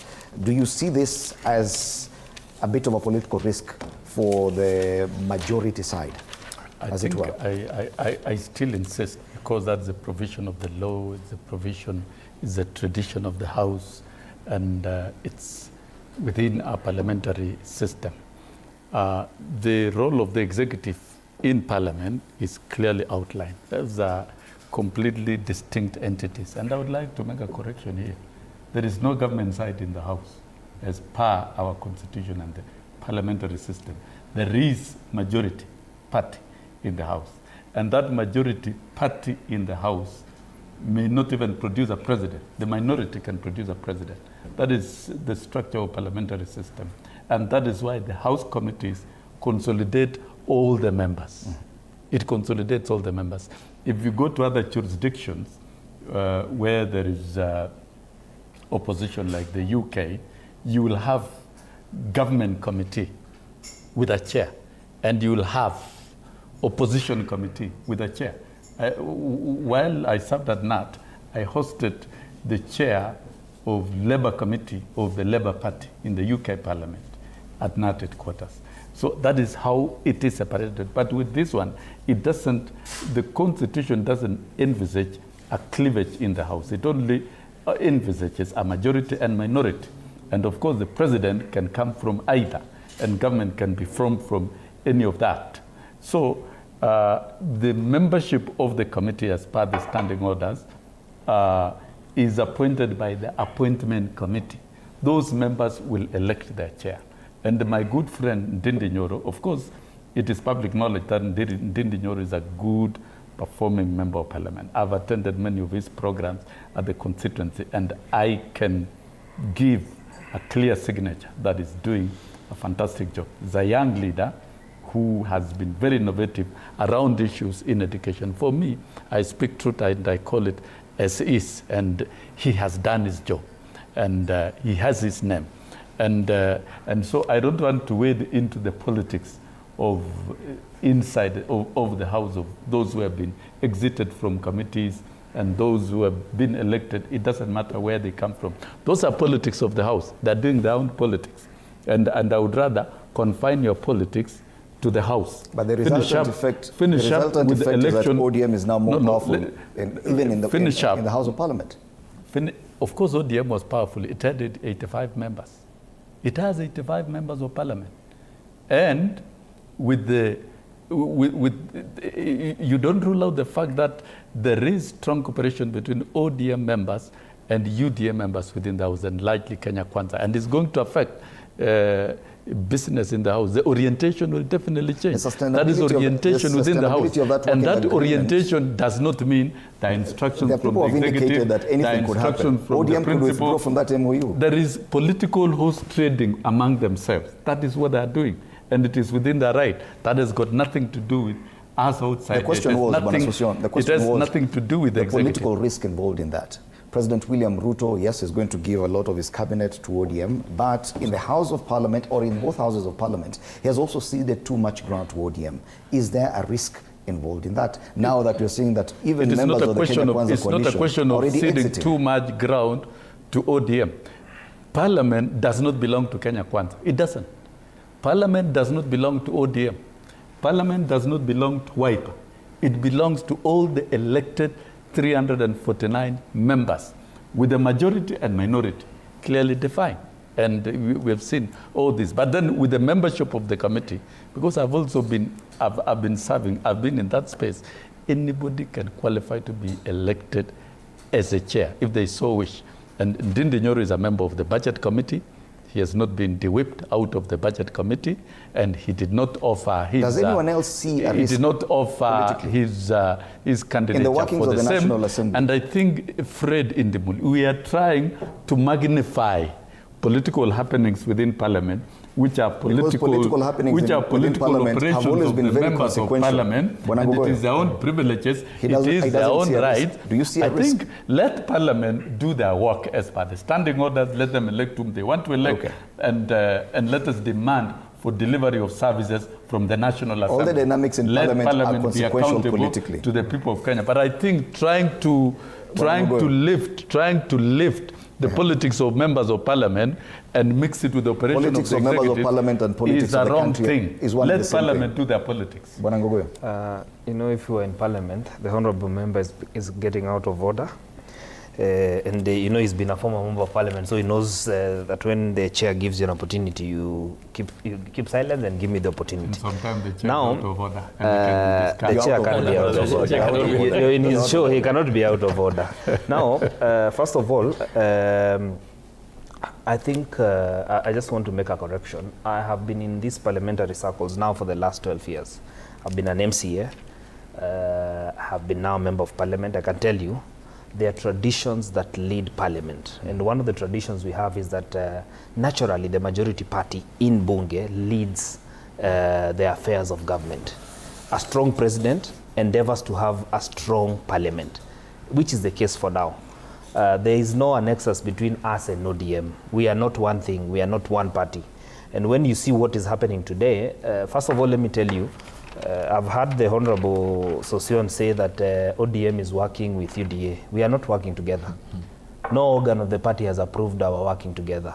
The party leader has... It is President William Ruto, the party leader, a member who has just signed something with... but the members of the NEC I said the highest organ of the party, Secretary General, the National Governing Council, the Delegates Conference. He is a member of that committee. I sit in the Delegates Conference. Yes. I sit in the National Governing Council. We have not approved anything to work with them. ODM is far away from us. So that one I want to, first of all, assure you. Then number two, you see it is okay when you have when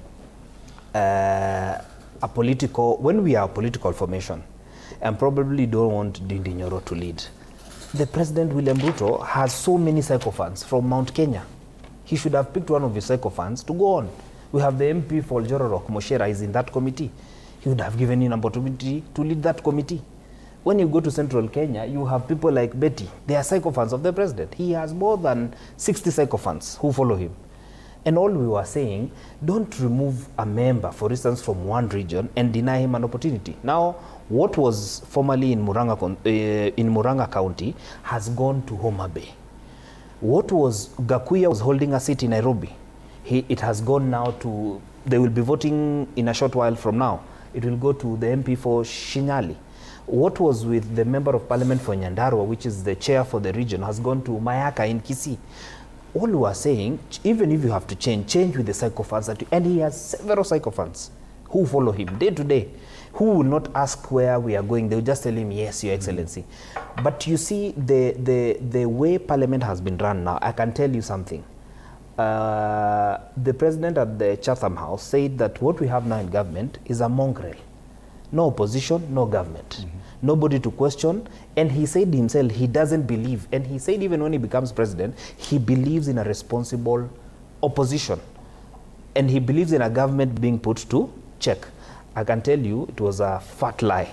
Because as we are today, the mongrel is even bigger than it was. President Uhuru, is there a risk to that? Very bad one. Because you see, when you have the deputy party leader of ODM, the minority leader become CSs in government. Then you have all members of the opposition are now talking about how government is good. The same government they were saying, we do not want the housing levy, we do not want this. The same people now are saying, actually, it is no longer housing levy, it is tax. And we have accepted that this is a tax. We want to help President William Ruto. Long live President William Ruto. The story has changed. What is the threat? We do not have anybody to check on government. And that's why some of us have taken that role. Because once we leave the president to do all that he wants, we might sink to dictatorship. This country cannot be led by the executive. And parliament, the role of parliament is to make sure that we oversight what the executive does. And that is what, that could have been the missing link. And that's why they had to get some of these people out, because they do not want people who know what government is doing. Because your privilege as a member of, a chair of a committee, you would sit even with the executive on a number of issues. When decisions are made, they'll have to tell the chair, we have this policy, we have this issue that is coming up, we need this budgeting, we want to remove this money from this docket to this one. And that is where we have a problem with the way President William Ruto is running government and his administration. Actually, it is not admirable. It has never been seen in any democracy. And lastly, let me say this. You saw the president in Nairobi. He promised the governor of Nairobi to give him a machine that produces, I think, 1,000 chapatis. A million chapatis a day. The president, the Japanese president, this week, he launched 3 bullet trains running about 600 kilometers within his country. Now, you go to China, the president is doing nuclear power. The president in Kenya is launching, he wants to give a machine to a governor to produce chapatis. You know, priorities. You know, Sosion, however you want to Talk about government. 1 million chapatis is now the achievement in Nairobi. Back to the issue of parliamentary leadership. We see even when the party suffered, there were casualties. Makali Mulu used to chair a committee in Parliament. He was deputy. Yes. Now he's out. Yes. But there is an opportunity therein. There's always a silver lining that now with the working relationship between Raila Odinga and William Ruto and all these members moving towards side, that probably Wiper Party would offer leadership on the other side. What is the biggest challenge there? You know, and I think that's partially what Mheshimiwa Onesimus has mentioned. It has reached a point where maybe the president doesn't need the Mount Kenya votes anymore.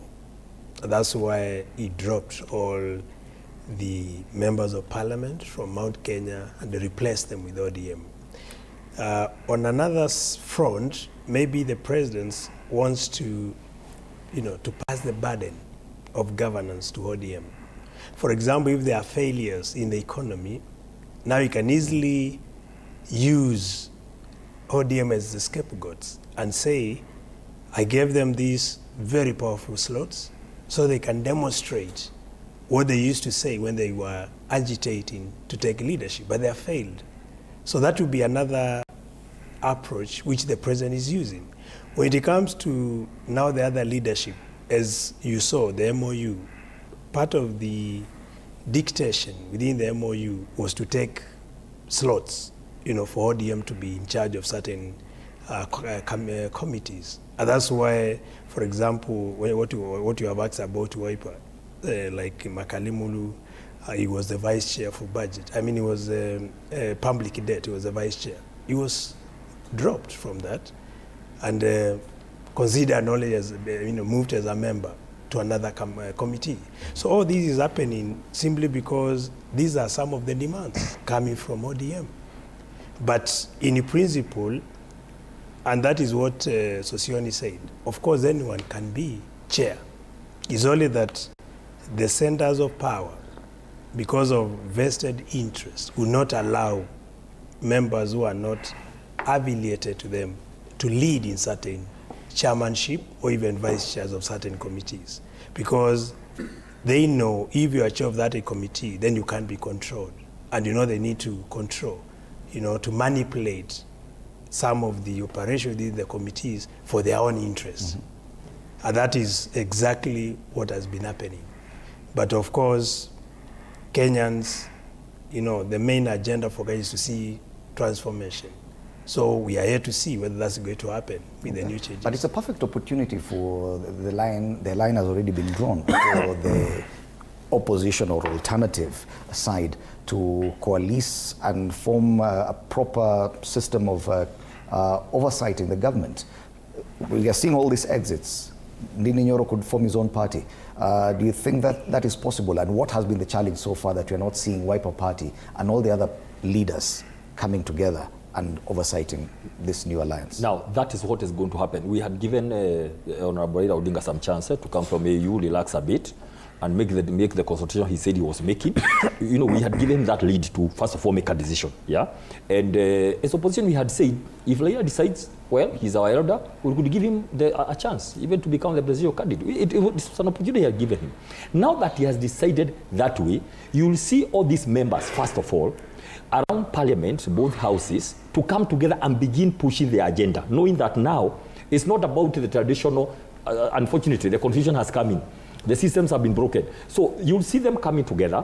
You'll see the people called government, in quotes, because it's illegal. Everything is illegal. If it was to go to a court of law, all that will be nullified, by the way. And there are some people working towards that, because some of us, we are professionals, and we have to defend governance systems. So we are trying to check, what can we do? Because again, if you allow everything to go that way, it's going to be worse. So you're going to see members of parliament who are from the opposition, coalition that is coming up, trying to push agendas, in that way, and trying to defend or trying to sometimes to oppose things which are not that replicate with the public. The same case, these people calling themselves government will continue having their own way of trying to do things. How far, we don't know. But there are a few questions. One, Fred, why did Ndindi Nyoro be left out to remain in the budget committee? All other members who were whipped were removed. We have members who have been happy coming here, they were whipped and removed from the committee. There is a question there. Maybe members can answer that. Why was he allowed to still remain in the budget? Was there a deal? Was there some consensus? Was there a why? That's number one. Number two, even during the reign of the former president, the late President Moi, if he removed a minister from Nakuru, he would replace a minister from the same county just to calm the waters. He would say, I have no problem with Nakuru. I have a problem with Dr. Peter Mbaye. So I will remove Dr. Peter Mbaye from the minister, replace. You see, even if we are trying to do some Moism, we are losing badly. Remember the other thing I said about Moism is that he knew I'm exiting. That's when I'm getting Laila, because you were not sure about Laila. So he got him on the last term. But we are seeing a lot of things here, which somebody is trying to do Moism, but this Moism is not working.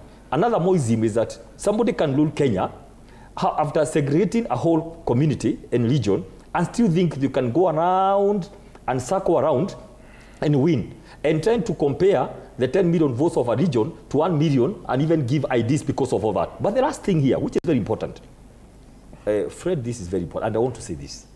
Systems and governance, government is called government because it has laid down institutions, systems, and processes. And I think that as your parting shot. If you try to circumvent that, it will collapse you. It will eat you up. That one I'm saying because I've spent a lot of years studying about governance. It will collapse you, I can tell you. You don't go over, everywhere, political parties formations, in parliament, in the executive, judiciary, IBC. It will eat you up. That one I can tell you. Bwana Sossion, allow me, I'll give you each about a minute, 60 seconds only for your parting shot. That's all the time I have. Go ahead. Yeah, thank you. Listening to my colleagues here, I would say angels would really weep about how we perceive Parliament and how we are trying to imagine that Parliament is part of the executive. None of that. Parliament oversights the executive, and the chair of any committee who is elected is expected to oversight programs of the executive, but not to collaborate to assist government in doing its business. It's not an extension of the executive whatsoever. That is the constitution. And therefore, I would urge parliamentarians here and all else, including by, let's understand that fact and let Parliament conclude its business of establishing its House leadership so that then from those committees, they can represent the people of Kenya as per Article 1 of the Constitution to oversight programs of government, oversight and real oversight, to legislate where legislation is required, and of course indeed represent the people. That is the design of the Constitution, that is the architecture, but don't try and bring confusion and lift parliamentary business to the desk of the executive. Okay, like what Mbaye is doing. The president does not dish out chairs of committees. Chairs of committees are elected by Parliament. He does exactly. It's purely the business of Parliament. Thank you so much. Can Parliament be Parliament and operate within the Constitution and the law? Your minute. Thank you. I think, like we said, there is a problem in leadership. It has transcended to the National Assembly. The president is finding stability of governance with Raila Odinga. I'm one of those who believe President William Ruto must go home. He must not be re-elected. But we need to do it in 2027 through the ballot. I believe in good governance. So if he survives the 2 years with changing committees and managing ODM, fine. But in 2027, we'll get President William Ruto out through the ballot. Okay. Thank you. Thank you. Asil. Thank you. I think what matters here is Kenyans to have solutions to the problems that are really affecting them. For example, the youth want employment. They want a functioning government where at least opportunities will be created for them. Kenyans, particularly those in the rural areas, they want electricity connected to their homes. And when you talk of education, the poor needs to be able to afford education, and kids from the poor needs to be able to go to school. When it comes to health, Kenyans want affordable healthy services. These are issues that should be central to discussion. But issues of who becomes what, I think is not a main concern to Kenyans, but more so services to Kenyans. And that is what myself as a member of Parliament and a patriot to this country would want to see happening. Otherwise, it would be unfortunate where Kenyans are suffering, languishing in poverty, and no one seems to be talking about their plight. Right. Thank you so much for that. Even as we speak, MPs have given themselves 7 billion shillings more in budgetary allocation and have also slashed the health budget. That's a discussion we're going to have someday. Ngui, 30 seconds. You wanted to say something? Yes, a very quick one. Fred, as you are saying that Kenyans are suffering, there's no money in the pockets. Kenyans in Nairobi are counting losses out of what happened in Nairobi. We have to feel for them, billions of shillings. Okay. Now, because of people who are transported from other places, because there's no way a Mathare person will begin lobbying another person. They have been there every day. Let's talk this culture of moving people from places to go to other places. They begin lobbying people. You cannot buy loyalty with money. You can't buy loyalty. Asante sana, Dr. Peter Mbai, leadership and governance expert. Basil Robert Ngui, MP Hata constituency, Onesmus Ngogoyo, MP Kajiado North, and Wilson Sosion, former MP and also former SG of the Kenya National Union of Teachers. Our panelists this morning on State of the Nation, a look at the big headlines. Dishonorable is a big headline on the front page of the Standard. Impunity on the Daily Nation. And Muturi's DP quits KK. That's on the front page of the Standard. Of the Star newspaper, rather. After the break, we'll be looking at the 12 years of devolution. My colleague Ano Dida will be handling that conversation. My name is Fred Ndmuli. Good morning.